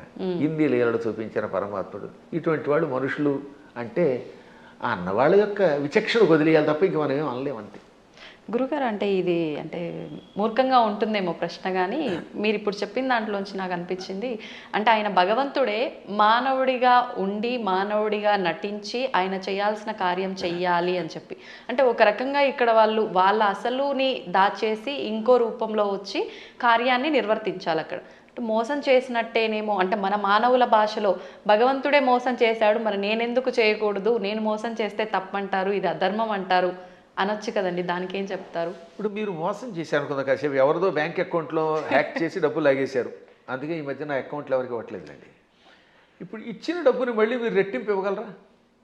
కానీ శ్రీకృష్ణ పరమాత్ముడు కాసేపు మానవుడిలా నటించి కాసేపు మాయ చేశాడు, ఆ తర్వాత వాళ్ళని తీసుకెళ్ళి రక్షించాడు లేదా? వాళ్ళ గురువు గారిని కాసేపు నేను సామాన్య బాలుడిని అన్నట్టుగా నటింపజేసి కాసేపు మాయబుచ్చాడు, వాళ్ళ అబ్బాయిని బతికించిచ్చాడు లేదా? అలాగే గోపాలకులంతా ఉన్నారు అక్కడ, వాళ్ళందరి దగ్గర కాసేపు చిన్నపిల్లాడిలాగా మాయబుచ్చాడు. కానీ కష్టం రాగానే ఇంద్రయాగం ఆపేసిన వెంటనే ఇంద్రుడు వర్షం కురిపించాడు హోరాత్రులు, అవునా? ఆ సమయంలో గోవర్ధన పర్వతాన్ని కుడి చేత్తో పైకెత్తి వాళ్ళని రక్షించాడు లేదా? చిటికిన వేలుతో ఎత్తలేదు, చిటికిన వేలు, ఇంకేదో బొటన వేలు, వాడి మొహం, ఇలాంటివన్నీ ఎవడికి తోచింది వాడు చెప్తాడు. కరేణైకేన అన్నారు, అంటే ఒక చేత్తో, అది కూడా దక్షిణ హస్తేన, 2 సార్లు వ్యాసుడు రాశాడు.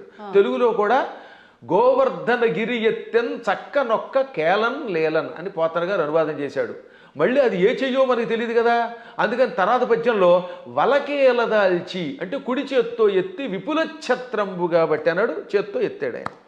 పర్వతాన్ని 7 రోజులు ఎవరెత్తగలరు? అప్పుడు వాళ్ళకి అర్థమైందా లేదా? కాబట్టి పరమాత్ముడు ఎప్పుడు నేను పరమాత్ముడిని భూలోకంలో ఉన్నప్పుడు చూపిస్తే తన లీలలో, అప్పుడు అవతల వాళ్ళు ఈయంతో సన్నిహితంగా మెలగలేరు. ఇప్పుడు మీ పై ఆఫీసర్ ఎప్పుడు స్ట్రిక్ట్గా నేను ఆఫీసర్ని కూర్చుంటే మీరు ఏం ఉద్యోగం చేస్తారు? ఈ దిక్కుమాలాడు శాడిస్ట్ దొరికాడు అంటారా లేదా? అంటారండి. ఏడిపించేస్తే మీకు స్వేచ్ఛ ఇవ్వాలి. అందువల్ల ఆఫీసర్, బహుశా మీదైనా ఆఫీస్ అనుకుంటున్నాను, నాకు తెలియదు అది. ఒకవేళ ఇతరుల దగ్గర ఉద్యోగం చేస్తే ఆ ఉద్యోగం చేసినంతసేపు అవతల వాడు ప్రేమగా చూడాలి. ఇప్పుడు నా దగ్గర చాలామంది పనిచేస్తున్నారు, అర్చకులు పనిచేస్తున్నారు. నాతో పాటు మీరు చూశారు కదా, నాతో పాటు ఓ సహాయకుడు వస్తాడు రాజు. మా అర్చకులు సాయి మనోజ్ కానీ లేకపోతే పవన్ శర్మ కానీ, వీళ్ళు నన్ను ప్రేమగా తండ్రిలా భావించి కూడా ఉంటున్నారు కాబట్టి ఇంత హాయిగా ఉంటున్నారు. వాళ్ళు ఎందుకు ఖర్చు పెట్టారు, ఎలా చేశారు నేను అడగను, అప్పుడు వాళ్ళు ఇంకా నిజాయితీగా ఉంటారు. అవునండి. ఇంట్లో వంటకి మాకు చిన్నప్పుడు ఒక ఆయన ఉండేవాడు, ఒక హౌస్లో ఉండేవాళ్ళండి. ఆయన కోటీశ్వరుడు, బంగారపు అధిపతి. వంట ఆవిడకి వేరుశనగ గుళ్ళు ఇచ్చి ఎన్ని గుళ్ళు ఖర్చు పెట్టేవారు వాడు. ఆయన ఎన్ని గ్రాములు కాదు, 100 గింజలు ఇచ్చి ఈ పూటకి 10 గింజలు, రేపు మళ్ళీ పోపులో 10 గింజలు, 10 మినప గింజలు, 10 శనగ గింజలు ఉన్నారా ఇలాంటి వాళ్ళు? ఉన్నారు. అయ్యో మీ అదృష్టం వల్ల మీకు మంచివాళ్ళు దొరుకుతున్నారమ్మా, నా బొట్టి వాళ్ళు మహానుభావులు దొరుకుతారు కాబట్టి మీకు తెలియట్లేదు. కానీ బయట ఇలాంటి పిసినగొట్లే ఎక్కువ మంది ఉన్నారు. కాబట్టి ఎందుకు చెప్తానంటే ఈ లెక్కలన్నీ అడిగితే ఆ వంట ఆవిడ ఇంట్లో పని చేయగలదా? అస్సలు చేయలేదు. ఆఫీసర్ల దగ్గర మనం ఉద్యోగం చేయగలమా?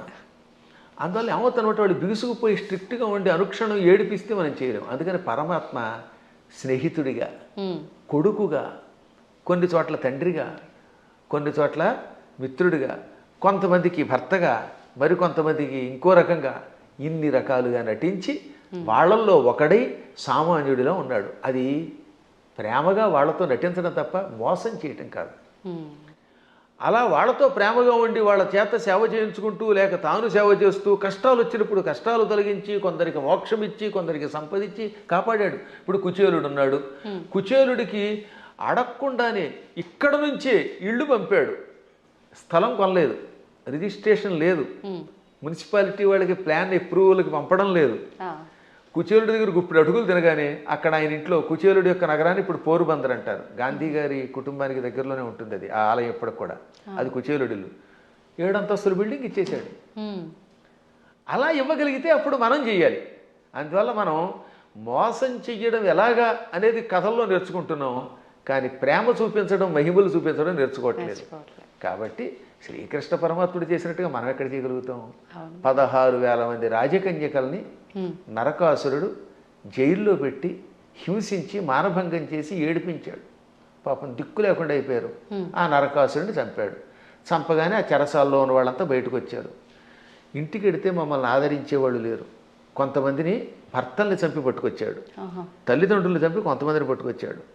ఇలా రకరకాలుగా తీసుకొచ్చాడు, అత్యాచారం చేశాడు. ఇప్పుడు ఇంటికి వెడితే ఎవరు ఆదరిస్తారు? భర్తలా రానివ్వరు, తల్లిదండ్రులు ఉన్నారో లేదో తెలియదు, మాకు గౌరవం ఉండదు సంఘంలో.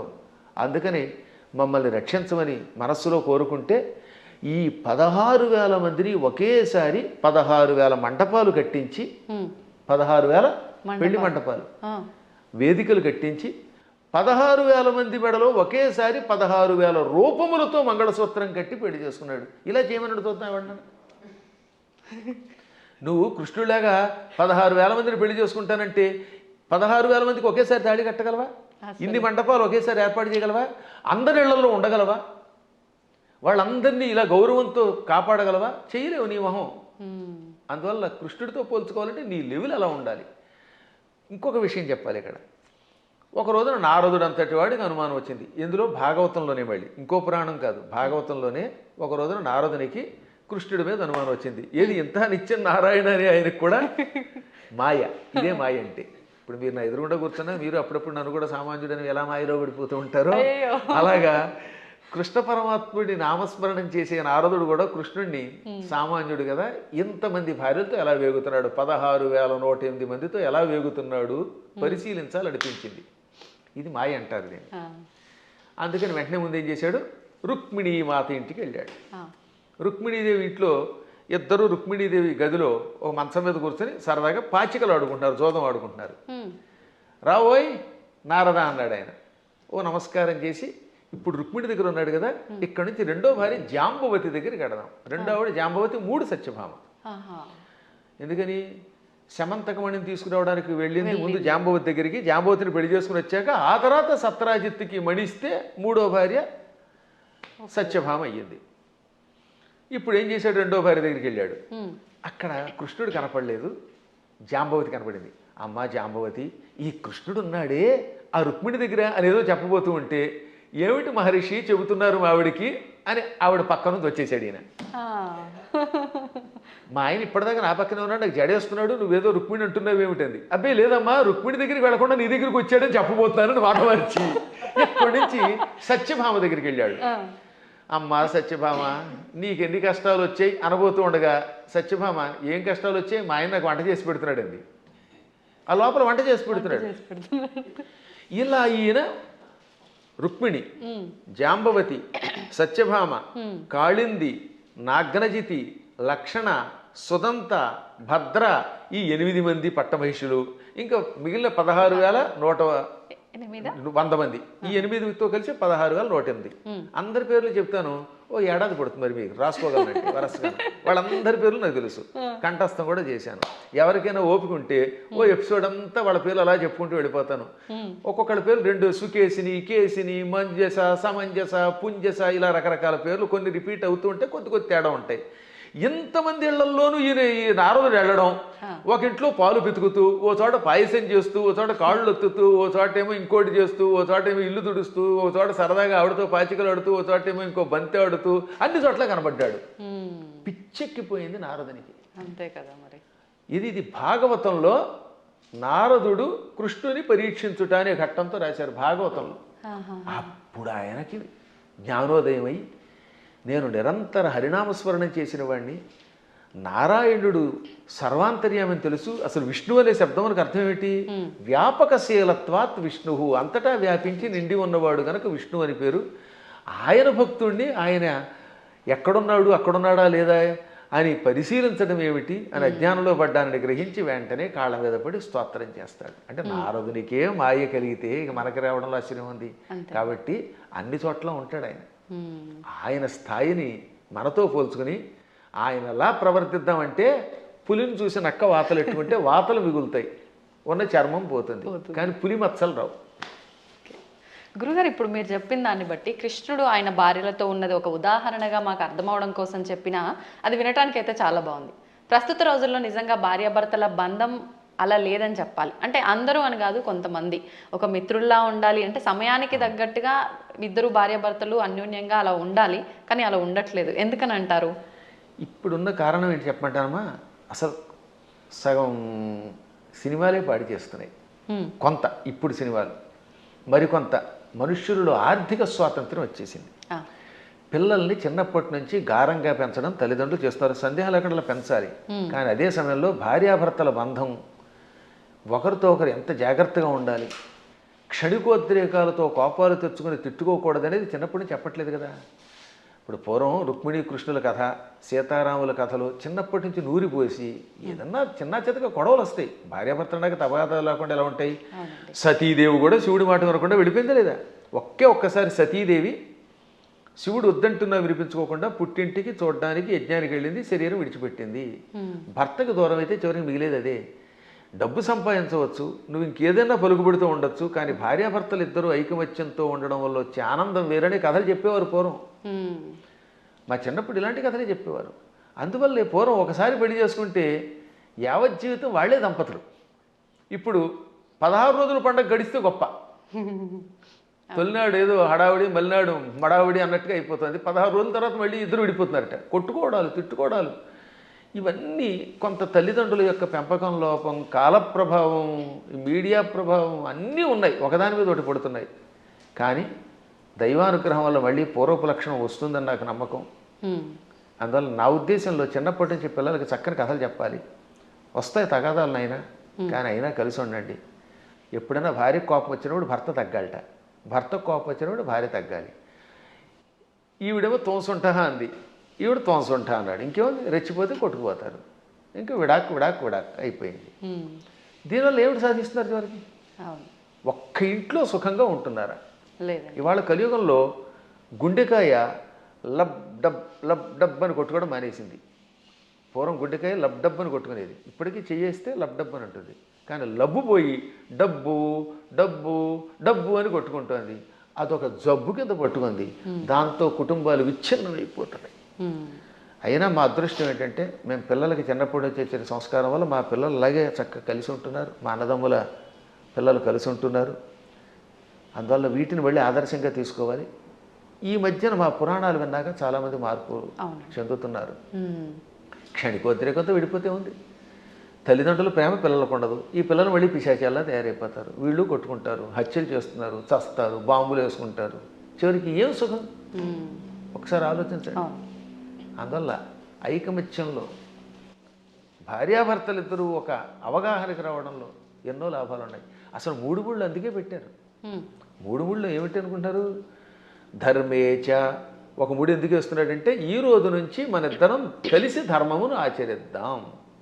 ధర్మం కోసం ఒక ముడేట. అంటే ఈ రోజు నుంచి భార్య భర్త ఇద్దరు కలిసి ధర్మమును ఆచరించెదరుగాక. అర్థేచ. ధనం విషయంలో కూడా మీకు మీరే మాకు మేమే అని కొట్టుకోకుండా నువ్వు సంపాదించు, నేను సంపాదిస్తాం, ఇద్దరు డబ్బులు అక్కడ పెడదాం, ఇద్దరం కలిసి అవగాహనకు వచ్చి ఖర్చు పెట్టుకుందాం. ఈరోజు నువ్వు గొలుసు చేయించుకో, వచ్చే నెలలో నేను ఉంగరం చేయించుకుంటాను. ఆ తర్వాత ఇద్దరం కలిసి కొంత లోను పెట్టుకుని, లోనుగా బతకకుండా లోను పెట్టుకుని ఇల్లు కట్టుకుందాం, లోన్ తీర్చుకుందాం, ఇలా అనుకోవాలి. అలాగే ఏ విషయంలో అయినా ధనాన్ని విషయంలో భార్యాభర్తలు ఒకరికి తెలియకుండా ఒకళ్ళు ఖర్చు పెట్టకూడదు. అత్యావశ్యక స్థితిని ఉంటుంది అప్పుడు తప్ప. అందువల్ల అర్థము విషయంలో 2వ ముడి ఇవ్వాలి.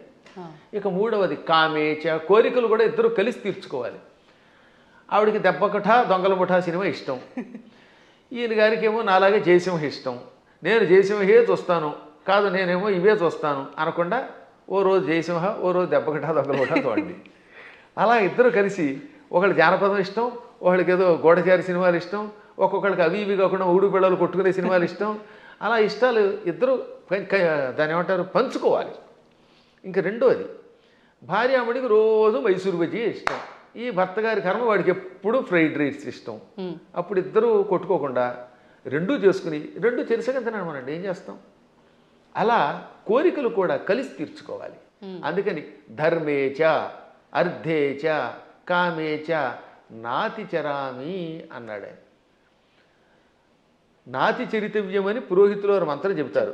అతి చరితవ్యం అంటే దాటి వెళ్ళుట, చెప్పకుండా చేయుట. నా అతి చరితవ్యం అంటే దాటి వెళ్ళను. ధర్మ అర్థ కామములలో నీ మాటే వింటాను, నిన్ను దాటి వెళ్ళను అని మంత్రం పురోహితులు వారు చెప్పమనగానే, బ్రహ్మగారు చెప్పమనగానే ఈయన నాతిచరామి అంటాడు. నా అతిచరామి. అతిచరామి అంటే నిన్ను దాటి వెడతాను, నీకు చెప్పకుండా చేస్తాను. నా అతిచరామి కలిస్తే సవర్ణ దీర్ఘసంధి. నా అతి అది నైతత్పురుషం సమాసంలో, అది నాతి అవుతుంది. నాతిచరామి అంటే నిన్ను దాటి వెళ్ళను, నీకు చెప్పకుండా చేయనని ప్రతిజ్ఞ చేస్తున్నాడు మొగుడు. భర్త గారు భార్యామణికి 3 ముళ్ళు వేసి ఏమంటున్నాడు? ధర్మ అర్థకామములలో నిన్ను దాటి వెళ్ళను, నీకు చెప్పకుండా చేయనని ప్రతిజ్ఞ చేశాడు. ఆవిడ ఆనందపడిపోయి ఆహనా భర్త ఎంట అనుకుంటోంది. ఇంకా ఆ మాట మీద ఆయన నిలబడాలి, ఈవిడ నిలబడాలి. అప్పుడు ఎంత బాగుంటుందండి. పెద్దవాళ్ళు ఇంట్లో ఉండకుండా తరివేస్తే ఏమిటి లాభం? తల్లిదండ్రుల్ని పూజించడం, అత్తమామల్ని పూజించడం వల్ల పెద్దవాళ్ళు ఒక అండ. వాళ్ళు అలాగే ఉండాలి. మూర్ఖత్వంతో కోడల మీద పెత్తనం చేయకూడదు. ఈ రోజులో పెత్తనం ఎవడు ఒప్పుకుంటాడు? మీరు ₹1,00,00,000 జీతం ఇచ్చినా సరే ఒక్కరోజు ఏదన్నా అంటే వాళ్ళకి మండిపోతుంది. నేను చూశాను కదా, మన దగ్గర పనిచేసే అసిస్టెంట్లకి ఇచ్చినంతకాలమే ఆనందం. ఎప్పుడన్నా ఎరా ఈ పూట ఎందుకు అగరత్ వెలిగించలేదంటే నేను ఎందుకు వెలిగించాలని అంటాడు వాడు. ఎవరి మాట ఎవరు వింటలేదమ్మా. మేము చూస్తున్నా, నాకంటే మీకు బాగా తెలుస్తుంది. ఎందుకంటే మేము కొంచెం పురాణం రంగంలో ఉంటాం. మా దగ్గరకు వచ్చిన వాడు ఎక్కడికి పోడు. కానీ మీరు చూస్తారు ఛానల్స్ ఉన్నాయి అనుకుందాం. ఛానల్స్లో పైవాడు ఏదైనా అంటే మర్నాడే ఉద్యోగం మానేడు ఇంకో ఛానల్. ఇది కాదు అది, అది కాదు ఇది. బోల్డ్ స్టూడియోలు, బోల్డ్ యూట్యూబ్లు, బోల్డ్ యూట్యూబ్లు ఎవడో వినవు. అలాంటి చోట కొంచెం జాగ్రత్తగా అవగాహనతో ఉండాలి. అప్పుడు కుటుంబాలు నిలబడతాయి, పిల్లలు బాగుపడతారు. మన పిల్లల కోసమైనా బాగుపడద్దా? గురుగారు, ఇప్పుడు మీరు ఇందాకే అన్నారు, నేను మళ్ళీ ఆ ప్రశ్నే అడుగుతున్నాను. అంటే పెంపకం కరెక్ట్గా లేదు అని అంటే మిగతా మతాలలో కనుక తీసుకుంటే చిన్నప్పటి నుంచే వాళ్ళ గ్రంథాలని, ఆ గ్రంథంలో ఉన్న జ్ఞానాన్ని వాళ్ళకు చదువు తర్వాత చదువుకి ముందర ఒక గంట అదే ఒక క్లాస్ లాగా పెట్టి అలాంటివి చేపించే విధానం చూస్తున్నాం. మన దగ్గరకు వచ్చేసరికి ఈ మధ్య కాలంలో ఎక్కువగా ఇలాంటి పెద్దవాళ్ళు చెప్తుంటే వింటున్నారు. అది ఎంతవరకు వింటున్నారు, ఎవరు వింటున్నారు అంటే పెద్దవాళ్ళే వింటున్నారు. గంట అరగంట చెప్పడం కదా వాళ్ళు క్రూరత్వం నేర్పిస్తారు చిన్నప్పటి నుంచి. అది తప్ప ఇంకోటి లేదు.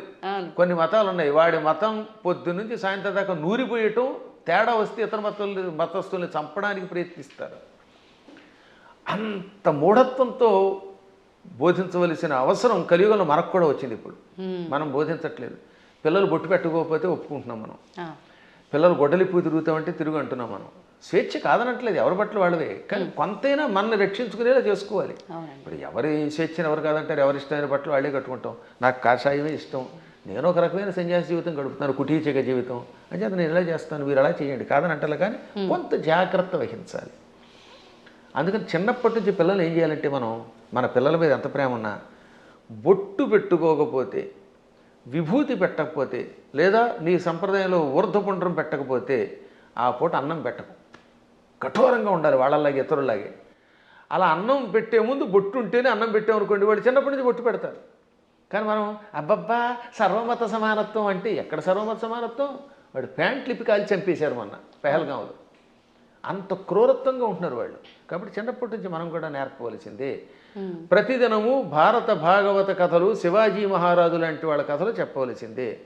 ప్రతిదినము ఏదో ఒక స్తోత్రం ఎంతోసేపు చదవవలసిందే. అది చదివితేనే వాడు స్కూల్కి వెళ్ళాలి, అది చదివితేనే వాడికి అన్నం పెట్టాలి, అది చదివితేనే వాడికి ఏదైనా చేయాలి. అది చదవనంత వరకు వాడికి టీవీ కూడా పెట్టకూడదు.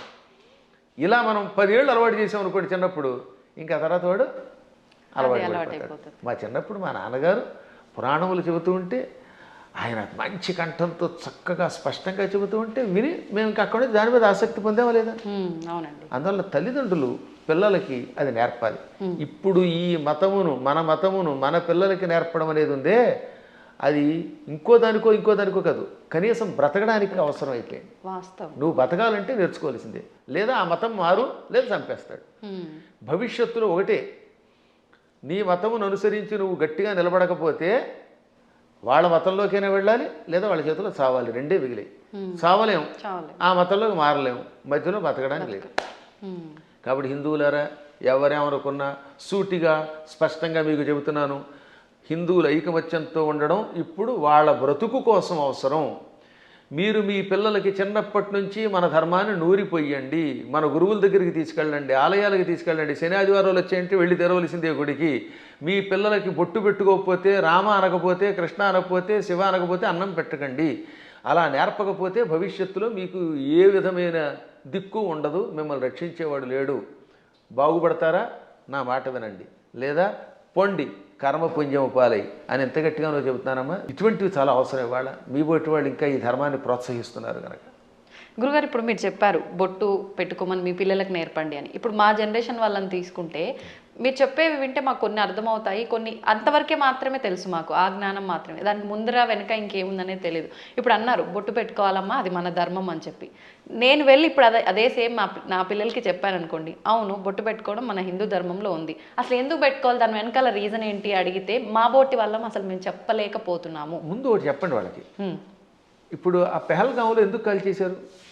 వాళ్ళ మతంలో లేరని, అంతేనా? దానికి ఏమన్నా రీజన్ ఉందా? ఇప్పుడు నువ్వు బొట్టు పెట్టుకుంటూ ఇలా ఐకమత్యంతో 10 మంది కలిసి ఉండకపోతే రేపు పొద్దున్న నువ్వు మా వాడివి కాదని చంపేస్తారు. కాబట్టి ఒకటి ముందు మన ధర్మం బతకడానికి అవసరం చెప్పండి. రెండోది ఈ కనుబొమ్మల మధ్యలో బొట్టు పెట్టుకుంటే ఒకటి అందం. ఇప్పుడు మీరు ఆ కాస్త బొట్టు తీసేసి ఉంటే మీ మొహం చూడలేం, అదో రకంగా కనపడతారు, పిశాచపు మొహంలో ఉంటుంది. బొట్టు పెట్టుకుంటే సౌందర్యం.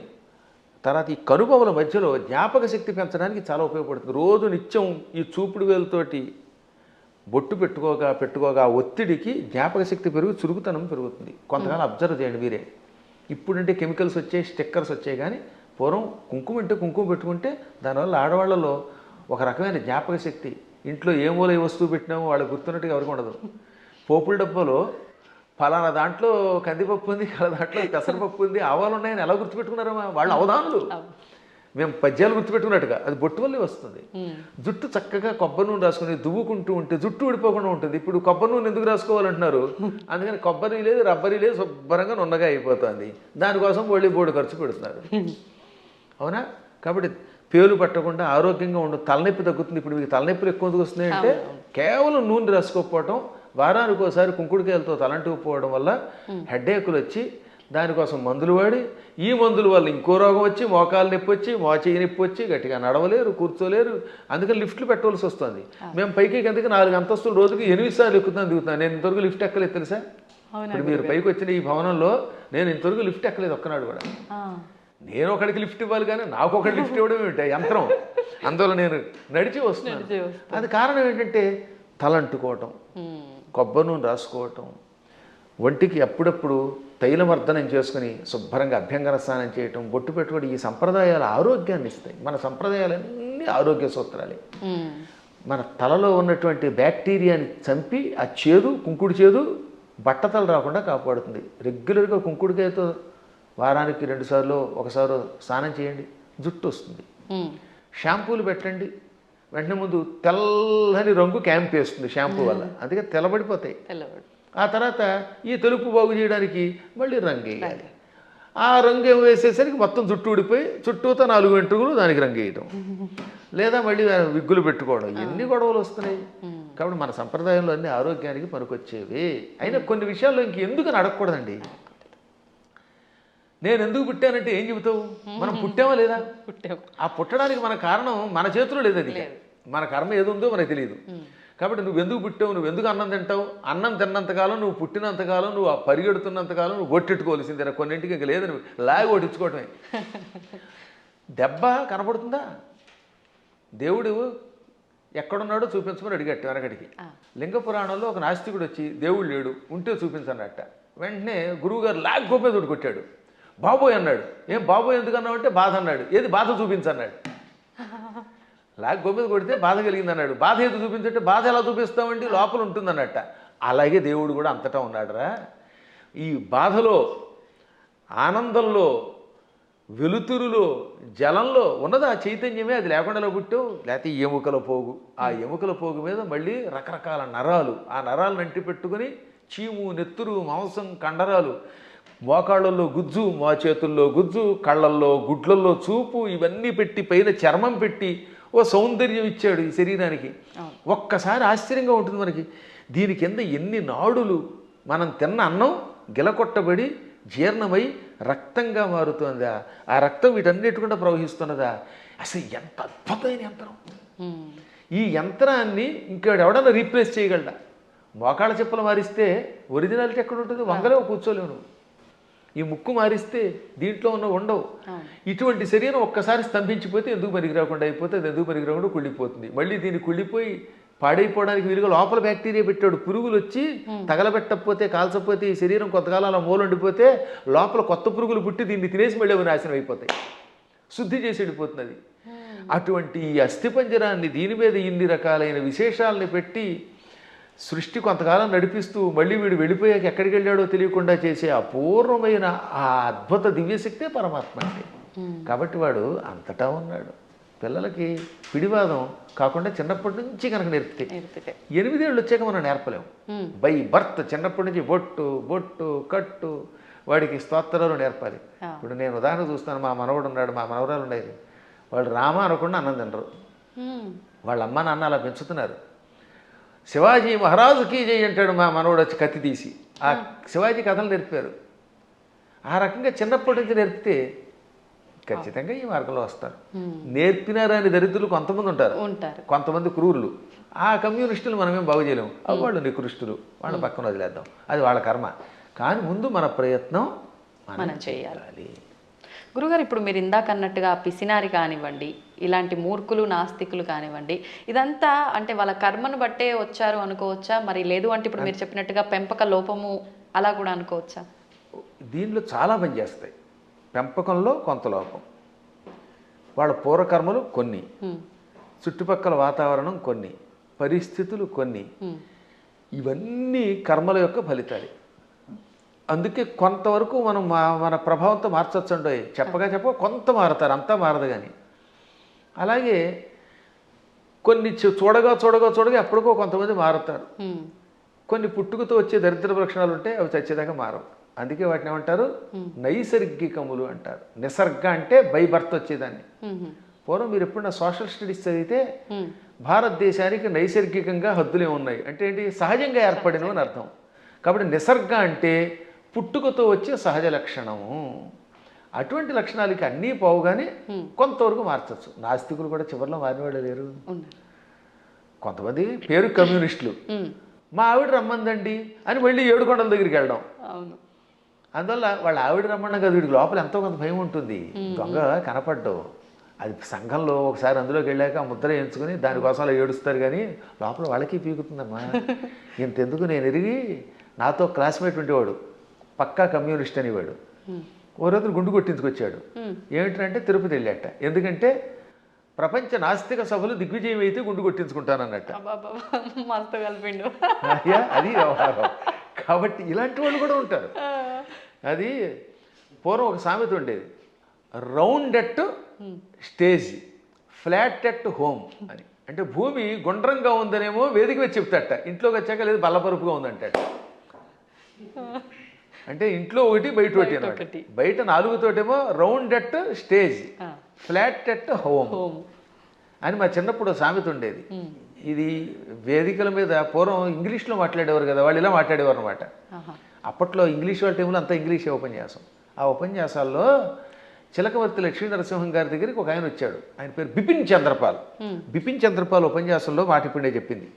ఆయన ఇంగ్లీష్లో అనర్గళంగా మాట్లాడుతూ, హిందువులు అలా చేస్తున్నారు, బయటకు వచ్చినప్పుడు ఒక రకంగా, ఇంట్లో ఉన్నప్పుడు ఒక రకంగా ఏడుస్తారు, అలా ఉండకండి, ఇంట్లోనూ బయట హిందువుల్లో ఉండండి అని చెప్పడానికి ఆయన మంచి మాట చెప్పాడు ఆయన. కాబట్టి మనం ఏది నమ్మేమో అది చెయ్యాలి చివరిదాకా. అజ్ఞానంతో కూడినవి చేయకుండా ఉండాలి. సరే, ఏది ఏమైనప్పటికీ ముందు పిల్లల్ని మన మార్గంలో మనం పెంచుతామమ్మా. విన్నారా బాగుపడతారు, వినకపోతే మనం ఏం చేయగలుగుతాం? గుర్రాన్ని తీసుకెళ్ళగలం, మంచినీళ్ళు తాగించలేం కదా. అందువల్ల అలా చేయడానికి ప్రయత్నిద్దాం. మళ్ళీ భగవంతుడు అనుగ్రహించినప్పుడు ఇంకోసారి కలుసుకుందాం. గురుగారు, ఒక చిన్న సందేహం. క్రిందటిసారి మనం చేసిన వీడియోలో విశుక్ర ప్రాణహరణ వారాహి వీర్యనందిత అని చెప్పి మీరు శ్లోకం చెప్పడం జరిగింది లలితా సహస్రనామాల్లోంచి. అది చాలామంది విషంగ ప్రాణహరణ అని చెప్పి కామెంట్లలో కూడా పెట్టడం జరిగింది. అసలు ఏంటండి వాస్తవం ఏంటి? ఇక్కడ 2 రకాలు. అది జ్ఞానంతో పెడితే పర్వాలేదు, ఎవడో చెప్పింది విని పెడితే అది వాడి కర్మ, మనం ఏం చేయలేం అనుకోండి. లలితా సహస్రనామానికి వ్యాఖ్యానం రాయాలంటే ముందు వాడికి స్వతసిద్ధమైన ఉపాసన ఒకటి ఉండాలి. ఏముండాలి? ఉపాసన. 2 సంస్కృత పాండిత్యం ఉండాలి. ఈ 2 లేని వాళ్ళు వ్యాఖ్యానం చేస్తే మనం పట్టించుకోక్కర్లేదు.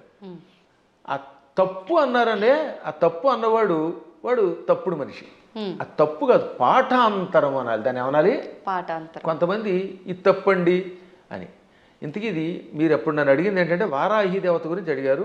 అందులో భాగంగా ఈ నామానికి కూడా అర్థం చెప్పాను. విశుక్ర ప్రాణహరణ వారాహి వీర్యనందిత అని లలితా సహస్రనామంలో ఒక నామం ఉన్నది. అవునా? అవునండి. 76వ నామం కదా అది. నామం సంఖ్య మనం పెద్దగా అంతగా పట్టించుకోకలేదు. 76 76. అయితే గురువు గారికి జ్ఞాపశక్తి బాగానే ఉంది. దానికి ముందు మంత్రిణ్యంబా విరచిత విషంగ వధతోషిత.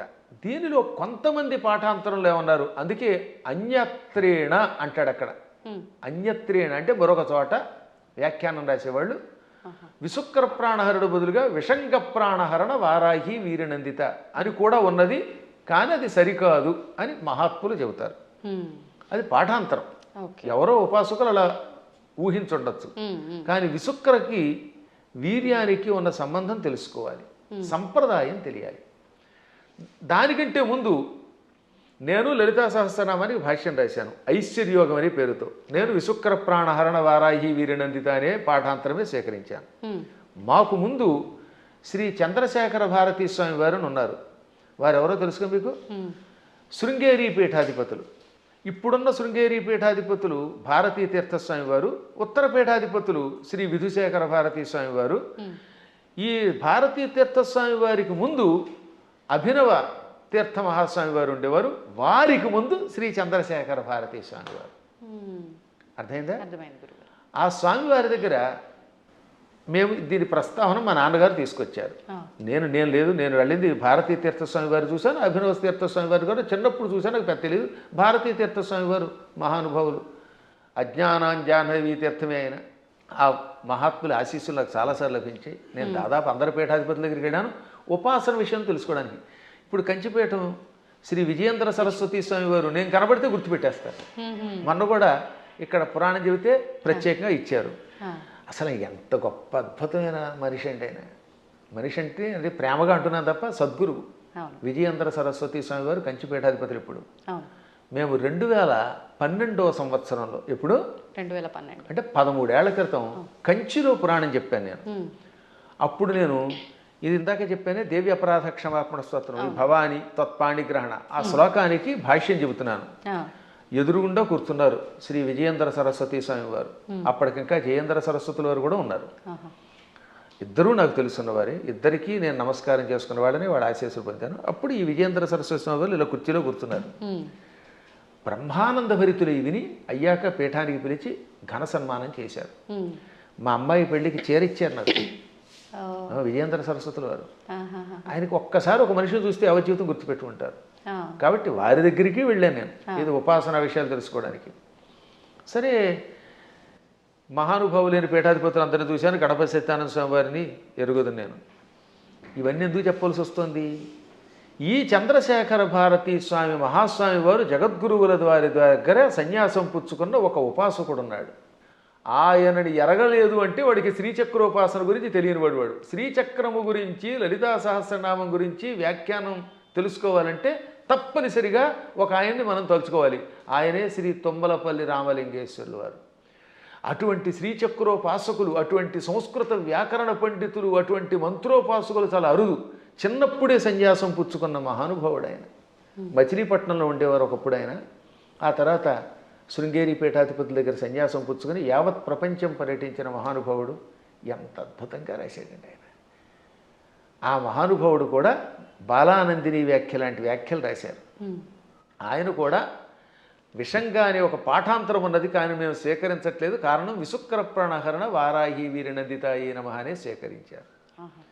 ఇంకా భాస్కర్ రాయలు వారు కూడా విశుక్ర ప్రాణహరణ అని రాశారు. ఎందుకు రాయవలసి వచ్చింది? శుక్రము అంటే వీర్యము, రేతస్సు అని అర్థం. శుక్రాచార్యుడికి ఆ పేరు ఎందుకు వచ్చింది? ఒకప్పుడు శుక్రాచార్యుడు చచ్చిపోయిన రాక్షసుల్ని బతికించడం మొదలెట్టాడు. శివుడు చంపడం, ఆ చచ్చిపోయిన వాళ్ళు ఏం చేసేవాడు? ఈయన మృత సంజీవని విద్యతో బతికించేవాడు. దాంతో చచ్చిన వాళ్ళు బతుకుతూ ఉంటే శివుడికి కోపం వచ్చింది.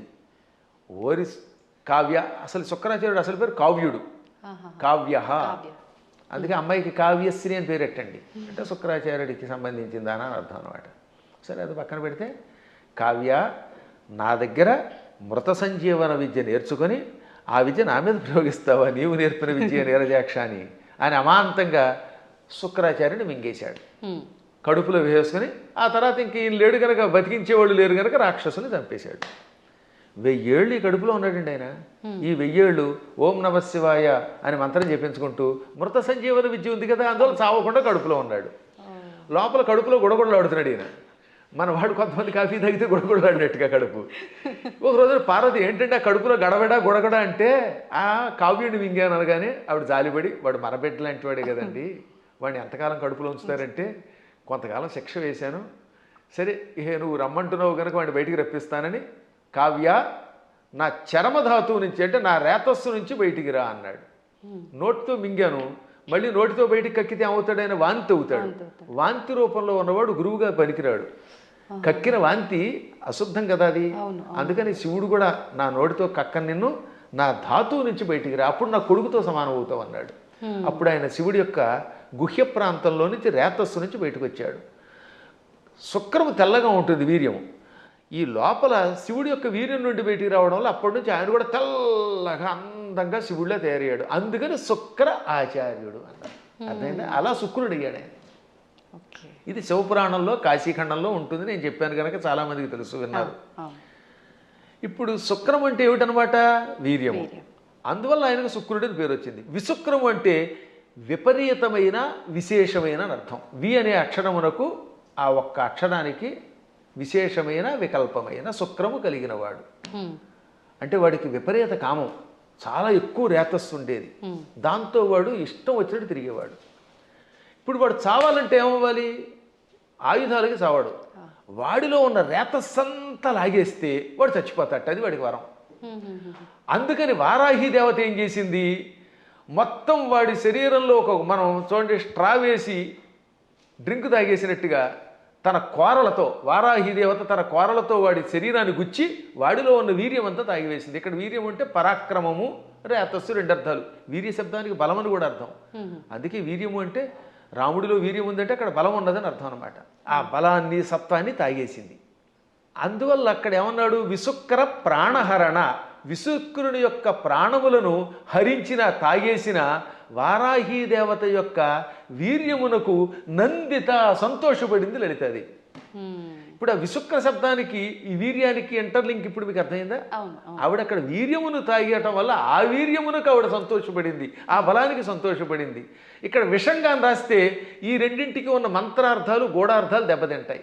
ఎందుకంటే కొన్ని చెప్పడానికి స్టేజీ కాబట్టి చెప్పట్లేదు. కాబట్టి విశుక్రుణ్ణి చంపాలంటే వారాహి దేవతే ఉండాలి. అతని ప్రాణం పోవాలంటే లోపల ఉన్న వీర్యమును లాగాలి. వీర్యమును స్వీకరించడం వల్ల ఆవిడ కూడా వీర్యస్వరూపిణి అయ్యింది. ఆవిడ వీర్యస్వరూపిణి అయ్యింది కాబట్టి ఆ వీరత్వానికి ఆవిడ అమ్మవారు సంతోషపడింది. అద్భుతమైనటువంటి భావనలు తెలియాలంటే అక్షరము పరబ్రహ్మముగా ఉపాసించాలి. అందుకే అక్షరమును పరబ్రహ్మం అంటారు. అక్షర పరబ్రహ్మ యోగం అన్నారు. అందుకే భగవద్గీతలో కూడా మా నాన్నగారు చిన్నప్పుడు శబ్దబ్రహ్మోపాసన చెయ్యాలి అని నాకు చెప్పారు. అంటే శబ్దం ఉరికే పైపైన ఏదో నోటికి వచ్చినట్టు వాగడం కాదు. ఏ శబ్దం వాడినా ఆ శబ్దంలో ప్రతి అక్షరమునకు ఒక అర్థం ఉంటుంది. ఆ అర్థం తెలుసుకుని ఉపాసించాలి. ఉదాహరణకి సముద్రము, సాగరము రెండింటికి తేడా ఉంది. అల్లసాని పెద్దన ఈ మనుచరిత్రలో ప్రవరుడు అనేవాడు ఏడుస్తున్నప్పుడు చింతాసాగరమన మునిగి అన్నాడు ఆయన. చింతా సముద్రం అనలేదు. సాగరం అని ఎందుకు వాడాడు? సముద్రం అన్నా సాగరం అన్నా ఒకటే కదా. కానీ రెండింటికి ఎంత తేడా ఉందో తెలియాలి. సముద్రం సామాన్యమైనది, చిన్నది. ఒకప్పుడు సముద్రం చిన్నది. సగరుడని ఒక ఆయన ఉన్నాడు. ఆయనకు 60,000 మంది కొడుకులు. ఈ 60,000 మంది భూమిని తెగతవ్వారు, గొయ్యించేసేశారు. ఆ గొయ్యిలోకి సగరుడి యొక్క మునిమనుముడు భగీరథుడు గంగను తెచ్చాడు. ఆ గంగ అందులో పడింది. దాంతో చిన్నగా ఉన్న సముద్రం ఈ సగరు పుత్రుల వల్ల తవ్వబడి ఆ సగరుని యొక్క మునిమనువుడు తెచ్చిన గంగతో పెద్దదయ్యి విశాలమైపోయింది. ఇవాళ చూస్తున్నంత పెద్దదయ్యింది. చిన్నదిగా ఉన్నప్పుడు సముద్రం, విశాలమైపోతే ఏమవుతుందన్నమాట? డెవలప్ చేయబడితే సాగరం. అందుకని అక్కడ అప్రాప్రియేట్ వర్డ్ ఏంటనమాట? దుఃఖం అలా పుట్టి సముద్రం ఎలా అయితే సాగరం అయ్యిందో అలా వ్యాప్తి చెందింది కనుక చింతాసాగరం అన్నాడు ఆయన. ఊరికే తోచిన పదం వాడేయకూడదు అక్కడ. మేము కావ్యాల్లో వాడేటప్పుడు అంత జాగ్రత్తగా వాడతాం.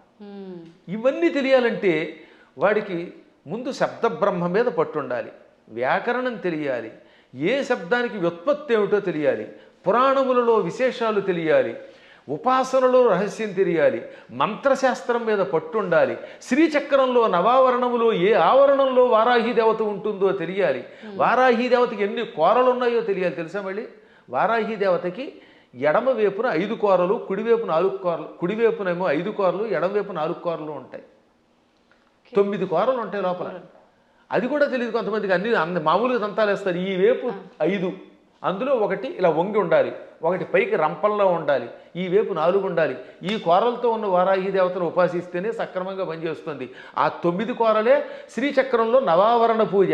అవే నవరంధ్రాలని మనకి శుద్ధి చేసి పెడతాయి. అక్కడ ఈ వారాహి దేవతకి ఒక్కొక్క దానికి ఒక్కొక్క బీజం ఉంది 9 కూరలకి అనమాట. అందుకే వారాహి వీర్య నందిత ఎయి అనంటే ఒకసారి ఎన్ని అక్షరాలు ఉన్నాయి? వారాహి వీర్య నందిత యై 9. అదనమాట. ఇప్పుడు అర్థమైందా? ఆ 9 కూరలు. వారాహి వీర్య 5, నందితాయి ఇక్కడ. ఇక కంఠస్థానంలో నమః అనే అక్షరం బీజం ఇక్కడ చేరుతుంది వారాహి దేవతకి. ఓంకారం ఊర్ధంలో ఉంటుంది. అందుకని ఓం వారాహి వీర్యనందితాయే నమః. మళ్ళీ వీటితో పాటు ముక్కులు, చెవులు, రంధ్రాల్లో ఓం ఐం హ్రీం శ్రీం అనే బీజములు, విశుక్ర ప్రాణహరణ వారాహి వీర్యనందితాయి అంటే ఆకారం వేసేటప్పుడు ఏ బీజం ఎక్కడ వేయాలో వేసి, ఏ కూరలు ఎక్కడ వేయాలో, ఎక్కడ ఏ బీజం ఉందో తెలుసుకుని ఉపాసన చేయాలి. ఇంత ఉపాసన తెలియకుండా తొందరపడిపోయి పాఠాంతరం అనే శబ్దాన్ని తప్పుగా ఉచ్చరించారు అన్నారంటే అది ఎంత ప్రమాదం. అందుకే స్టేట్మెంట్ ఇవ్వడానికి ముందు నీ అర్హత తెలుసుకో.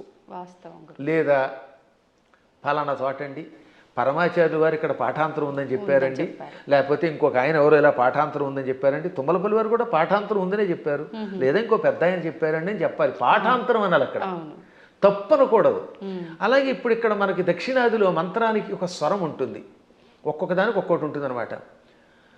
రాజాధిరాజాయ ప్రసహ్య సాహినే నమో వయం వై శ్రవణాయ కుర్మహే సమే కామాన్ కామకామాయ మహ్యం కామేశ్వరో వై శ్రవణో దధాతు అని చెప్పాలి. ఈ మంత్రం మంది. ఇదే ఉత్తర భారత్లో రాజాధిరాజాయ ప్రసహ్య సాహినే నమో వయం వై శ్రవణాయ అని ఒక గొలుసు కట్టు స్వరం ఉంటుంది. కాబట్టి వాళ్ళు వేద పండితులే, వాళ్ళకి ఆ స్వరంతో నేర్పారు. ఇక్కడ మనకి దక్షిణ భారత్లో ఇది నేర్పారు. కాబట్టి ఇప్పుడు మనం ఇది విని అది తప్పు అంటామా, వాళ్ళు అది విని మనది తప్పు అనాలా? వాళ్ళ గురు పరంపరలో ఆ స్వరంతో ఉడుతుంది. స్వరాలు చాలా ఉన్నాయి. ఇలా స్వరాలు తప్పు అని చెప్పడం వల్లే ఒకప్పుడు పరాశరుడు అంతటి వాడు మళ్ళీ తపస్సు చేయవలసి వచ్చింది. ఆంజనేయుడి యొక్క కథలు ఉంటాయి పరాశర సంహితలో. అందులో ధ్వజదత్తుడు అనేవాడు స్వరాన్ని పక్కవాడిని నీతి తప్పు అని ఆక్షేపిస్తే, స్వరం తప్పు కాదనా వాళ్ళ సంప్రదాయంలో ఆ శాఖలో ఆ రకమైన స్వరం ఉంటుంది, నువ్వు ఆక్షేపించావు కనుక వచ్చే జన్మలో దరిద్రుడివై పుట్టు అని గురువుగారు చెప్పిస్తే దరిద్రుడై పుట్టాడు వాడు. ఎంత తేడా ఉందో ఆలోచించండి. అందుకని నేను ఎప్పుడు తప్పని అన్ను, పాఠాంతరంలో అలా ఉంది. సరే పూర్తిగా తప్పు చెబితే అది వేరే విషయం. శాస్త్రం అనలేరు కొంతమంది. శాస్త్రం ఏం చెబుతోందంటే అంటాడు. అంటే శాకి సాకి తేడా తెలియదు వాడికి. సా అనేది దంత్యం, శా అనేది తాళవ్యం. శాస్త్రం అనకుండా శాస్త్రం అంటే ఏమో ఉంటుంది. ఇప్పుడు మన వాళ్ళకి తెలుగు చెప్పక్కర్లే. పెళ్ళి అనమంటే పెళ్ళి, పెళ్ళి. వెళ్ళి అనమంటే వెళ్ళి. వెళ్ళి అంటే ప్రవాహం అని అర్థం అమ్మా. వెళ్ళి రండి అంటే అక్కడ ఇక్కడ నుంచి ఇంకో చోటకి ప్రయాణం అవ్వండి అని. అదే వెళ్ళి అంటే ప్రవాహం. పాల వెళ్ళి అంటే పాల యొక్క ప్రవాహం, క్షీర సముద్రం అని అర్థం. పాల వెళ్ళి అంటే ఏమిటనుకుంటున్నారు అర్థం? క్షీర సముద్రం అని అర్థం, క్షీరసాగరం. కాబట్టి వెళ్ళి రండి అంటే పొంగెత్తి నీళ్లతో ముంచండి అని అర్థం. మమ్మల్ని ముంచండి అని మీరే చెప్తారు, నా కొంప ముంచండి అని. కాబట్టి వెళ్ళి పెళ్ళి అంటే ఎంత అసహ్యంగా ఉంటుంది. వెళ్ళి అనలేక ఉచ్చారణ రాదు, ఏ శబ్దం ఎలా పలకాలో తెలియదు, మంత్రశాస్త్ర నియమాలు తెలియవు. ఎవడు పడితే వాడు స్టేట్మెంట్ ఇస్తేలాగా. ఎంత గట్టిగా ఎందుకు చెబుతానంటే ఇంక మీదటైనా పిచ్చి పిచ్చిగా ఇలాంటి వాటిల్లో వింటున్నప్పుడు పిచ్చి కామెంట్లు పెట్టకండి, దానివల్ల నాశనం అవుతారు. తెలిస్తే తెలిసినట్టు పెట్టండి. లేదా మాకు అనుమానం ఉందండి, ఎవరి దగ్గర నా తప్పు అంటారేమిటి, ప్రతివాడు తప్పు అనడానికి. అందువల్ల లలితా సహస్రనామంలో అనేక భాష్యములు ఉన్నాయి. మేము కూడా ఐశ్వర్యయోగం అనే అద్భుతమైనటువంటి ఒక భాష్యం గణపతి సచ్చిదానంద స్వామి వారి యొక్క ఆశీస్సులతో రాసిపెట్టాం. దాన్ని భారతీ తీర్థ మహాస్వామి వారు కూడా సంతోషించి అంగీకరించి పీఠికిచ్చారు. హేమాహేమీరైన జగద్గురువుల యొక్క అనుమతితో రాసినటువంటి గ్రంథాలు. ఎప్పుడైనా మీకు అనుమానం ఉంటే ఒక పాఠాంతరమో అనుమానమో అనండి తప్ప పలానా వాళ్ళ దాంట్లో తప్పు ఉందని తొందరపడి అనకండి. తప్పు అనాలంటే ఆ స్థాయి ఉండాలి, దానికి వివరణ ఇవ్వాలి, ఇవ్వగలగాలి, అంతే, మూల్యాన్ని చెల్లించాలి. ఇప్పుడు ఏమన్నా అంటే అహంకారం ఉండవు. అహంకారం ఏమీ రాని సన్నాసిగా అహంకారం ఉంటే ఏం మాకెందుకు ఉంటుందమ్మా? ధిషణాహంకారం ఉండవలసిందే. విశ్వనాథ సత్యనారాయణ గారు ఏమన్నారు తెలుసా? చల్లపిళ్ళ వెంకట శాస్త్రి గారికి నాలాంటి శిష్యుడు ఉండడం ఆయన ఘనత అన్నాడు ఆయన. అదే కాదు అంతే. అప్పుడప్పుడు ఒక్కొక్కసారి భాషా పాండిత్యంలో మేము కూడా అలా అనకపోతే ప్రతి అడ్డమైన వాడు నెత్తి మీద ఎక్కడ మరి. అందువల్ల చిన్నప్పటి నుంచి తిండి తిప్ప మానేసి ఎన్ని శాస్త్రాలు ఎన్ని వ్యాకరణాలు చదువుకున్నాం. 25 శతావధానాలు చేసిన వాడిని ఇంకోటి చూపించండి ప్రస్తుతానికి. మరి ఇన్ని శతావధానాలు చేసిన మమ్మల్నే మీరు నోటికి వచ్చినట్టు ఏదో కామెంట్ పెడితే ఏ అక్షరం ముక్కరా అని మిమ్మల్ని మేమేమనాలి, అవునా? అవును అవును. కాబట్టి సందేహం లేకుండా నేను పండితుండి ఎవడేమనుకున్నా ఇంకోటమ్మా, అనవసరంగా అహంకారం తెచ్చుకోకూడదు. కానీ అహంకారం ఒక్కోసారి ఉండవలసిందే. పద్మాగర్ గారు సొంత డబ్బా కొడుతున్నాడు అనుకుంటే కొట్టుకోమనండి, ఏం పర్వాలేదు. ఎందుకని? మీరు ఉద్యోగానికి వెళ్ళాలి. ఓ చోట మిమ్మల్ని ఉద్యోగానికి రమ్మన్నారు, అప్పుడు అప్లికేషన్ ఏమని చెప్పాలి మీరు? నేను చవటని, ఆత్మస్థుతి చేసుకోకూడదు కనుక, అంతేత నేను చవటని, నాకేమీ రాదు, వాక్శుద్ధి లేదు, నా మొహం తగలయ్యా, నేను ఇలా ఉంటాను, నాకు ఉద్యోగం ఉండంటే ఇస్తారా? కానీ అప్పుడు ఏం చేయాలి? ఇప్పుడు ఉదాహరణ నేనే ఉద్యోగానికి అప్లై చేశాను ఒకప్పుడు లెక్చరర్గా. ఇప్పుడు గోల్డ్ మెడలిస్ట్ని, ఎంఏలో ఫస్ట్ క్లాస్ నాది, ఫస్ట్ ర్యాంక్ నాది, నేను ఎంఫిల్ చేశాను, పిహెచ్డి చేశాను, లేకపోతే నెట్ పాస్ అయ్యాను, నాకు ఇంత అవధానాలు చేశాను, పండితుడంటే ఉద్యోగం ఇస్తాడా? నేను నన్ను పొగుడుకోకూడదు కాబట్టి చెప్తానండి, నేను సన్నాసినండి, చవటనండి, నాకేమీ రాదండి, నాకు ఉద్యోగం ఉండండి, ఎవడిస్తాడమ్మా? కాబట్టి ఒక్కోసారి ఆత్మస్తు తప్పదు. ఇలాంటి వాళ్ళకి సమాధానం చెప్పడం కోసం ఇలా మాట్లాడతాం. అలా విత్తప్పుడైతే ఈశ్వర కటాక్షం వల్ల ఇదంతా వచ్చాయి. నేను అలాగే రాసుకున్నాను పద్యంలో, అమ్మా జగన్మాత నిన్ను ఉపాసించి ఇంత గొప్పవాడిని అయ్యాను. అమెరికా వెళ్ళాను, చాలాసార్లు వెళ్ళాను. ఫస్ట్ టైం వెళ్ళినప్పుడు 2006లో 19 ఏళ్ల క్రితం అక్కడ ఓ అద్భుతమైన పద్యం చెప్పాను. ఏమని? ఎక్కడి ఆంధ్రమందు గల ఏలురో, ఎక్కడి ఆంధ్రమందు గల ఏలురో, ఎక్కడి కాలిఫోర్నియా దిక్కును మృక్కులేని పరదేశమునందున నిర్భయముగా ఒక్కడనై చెరించితి, మహోన్నత కీర్తిని గంటి సంపదల్ మిక్కిలి గంటి. ఇదంతా పొగడ్త కింద ఉంది కదా.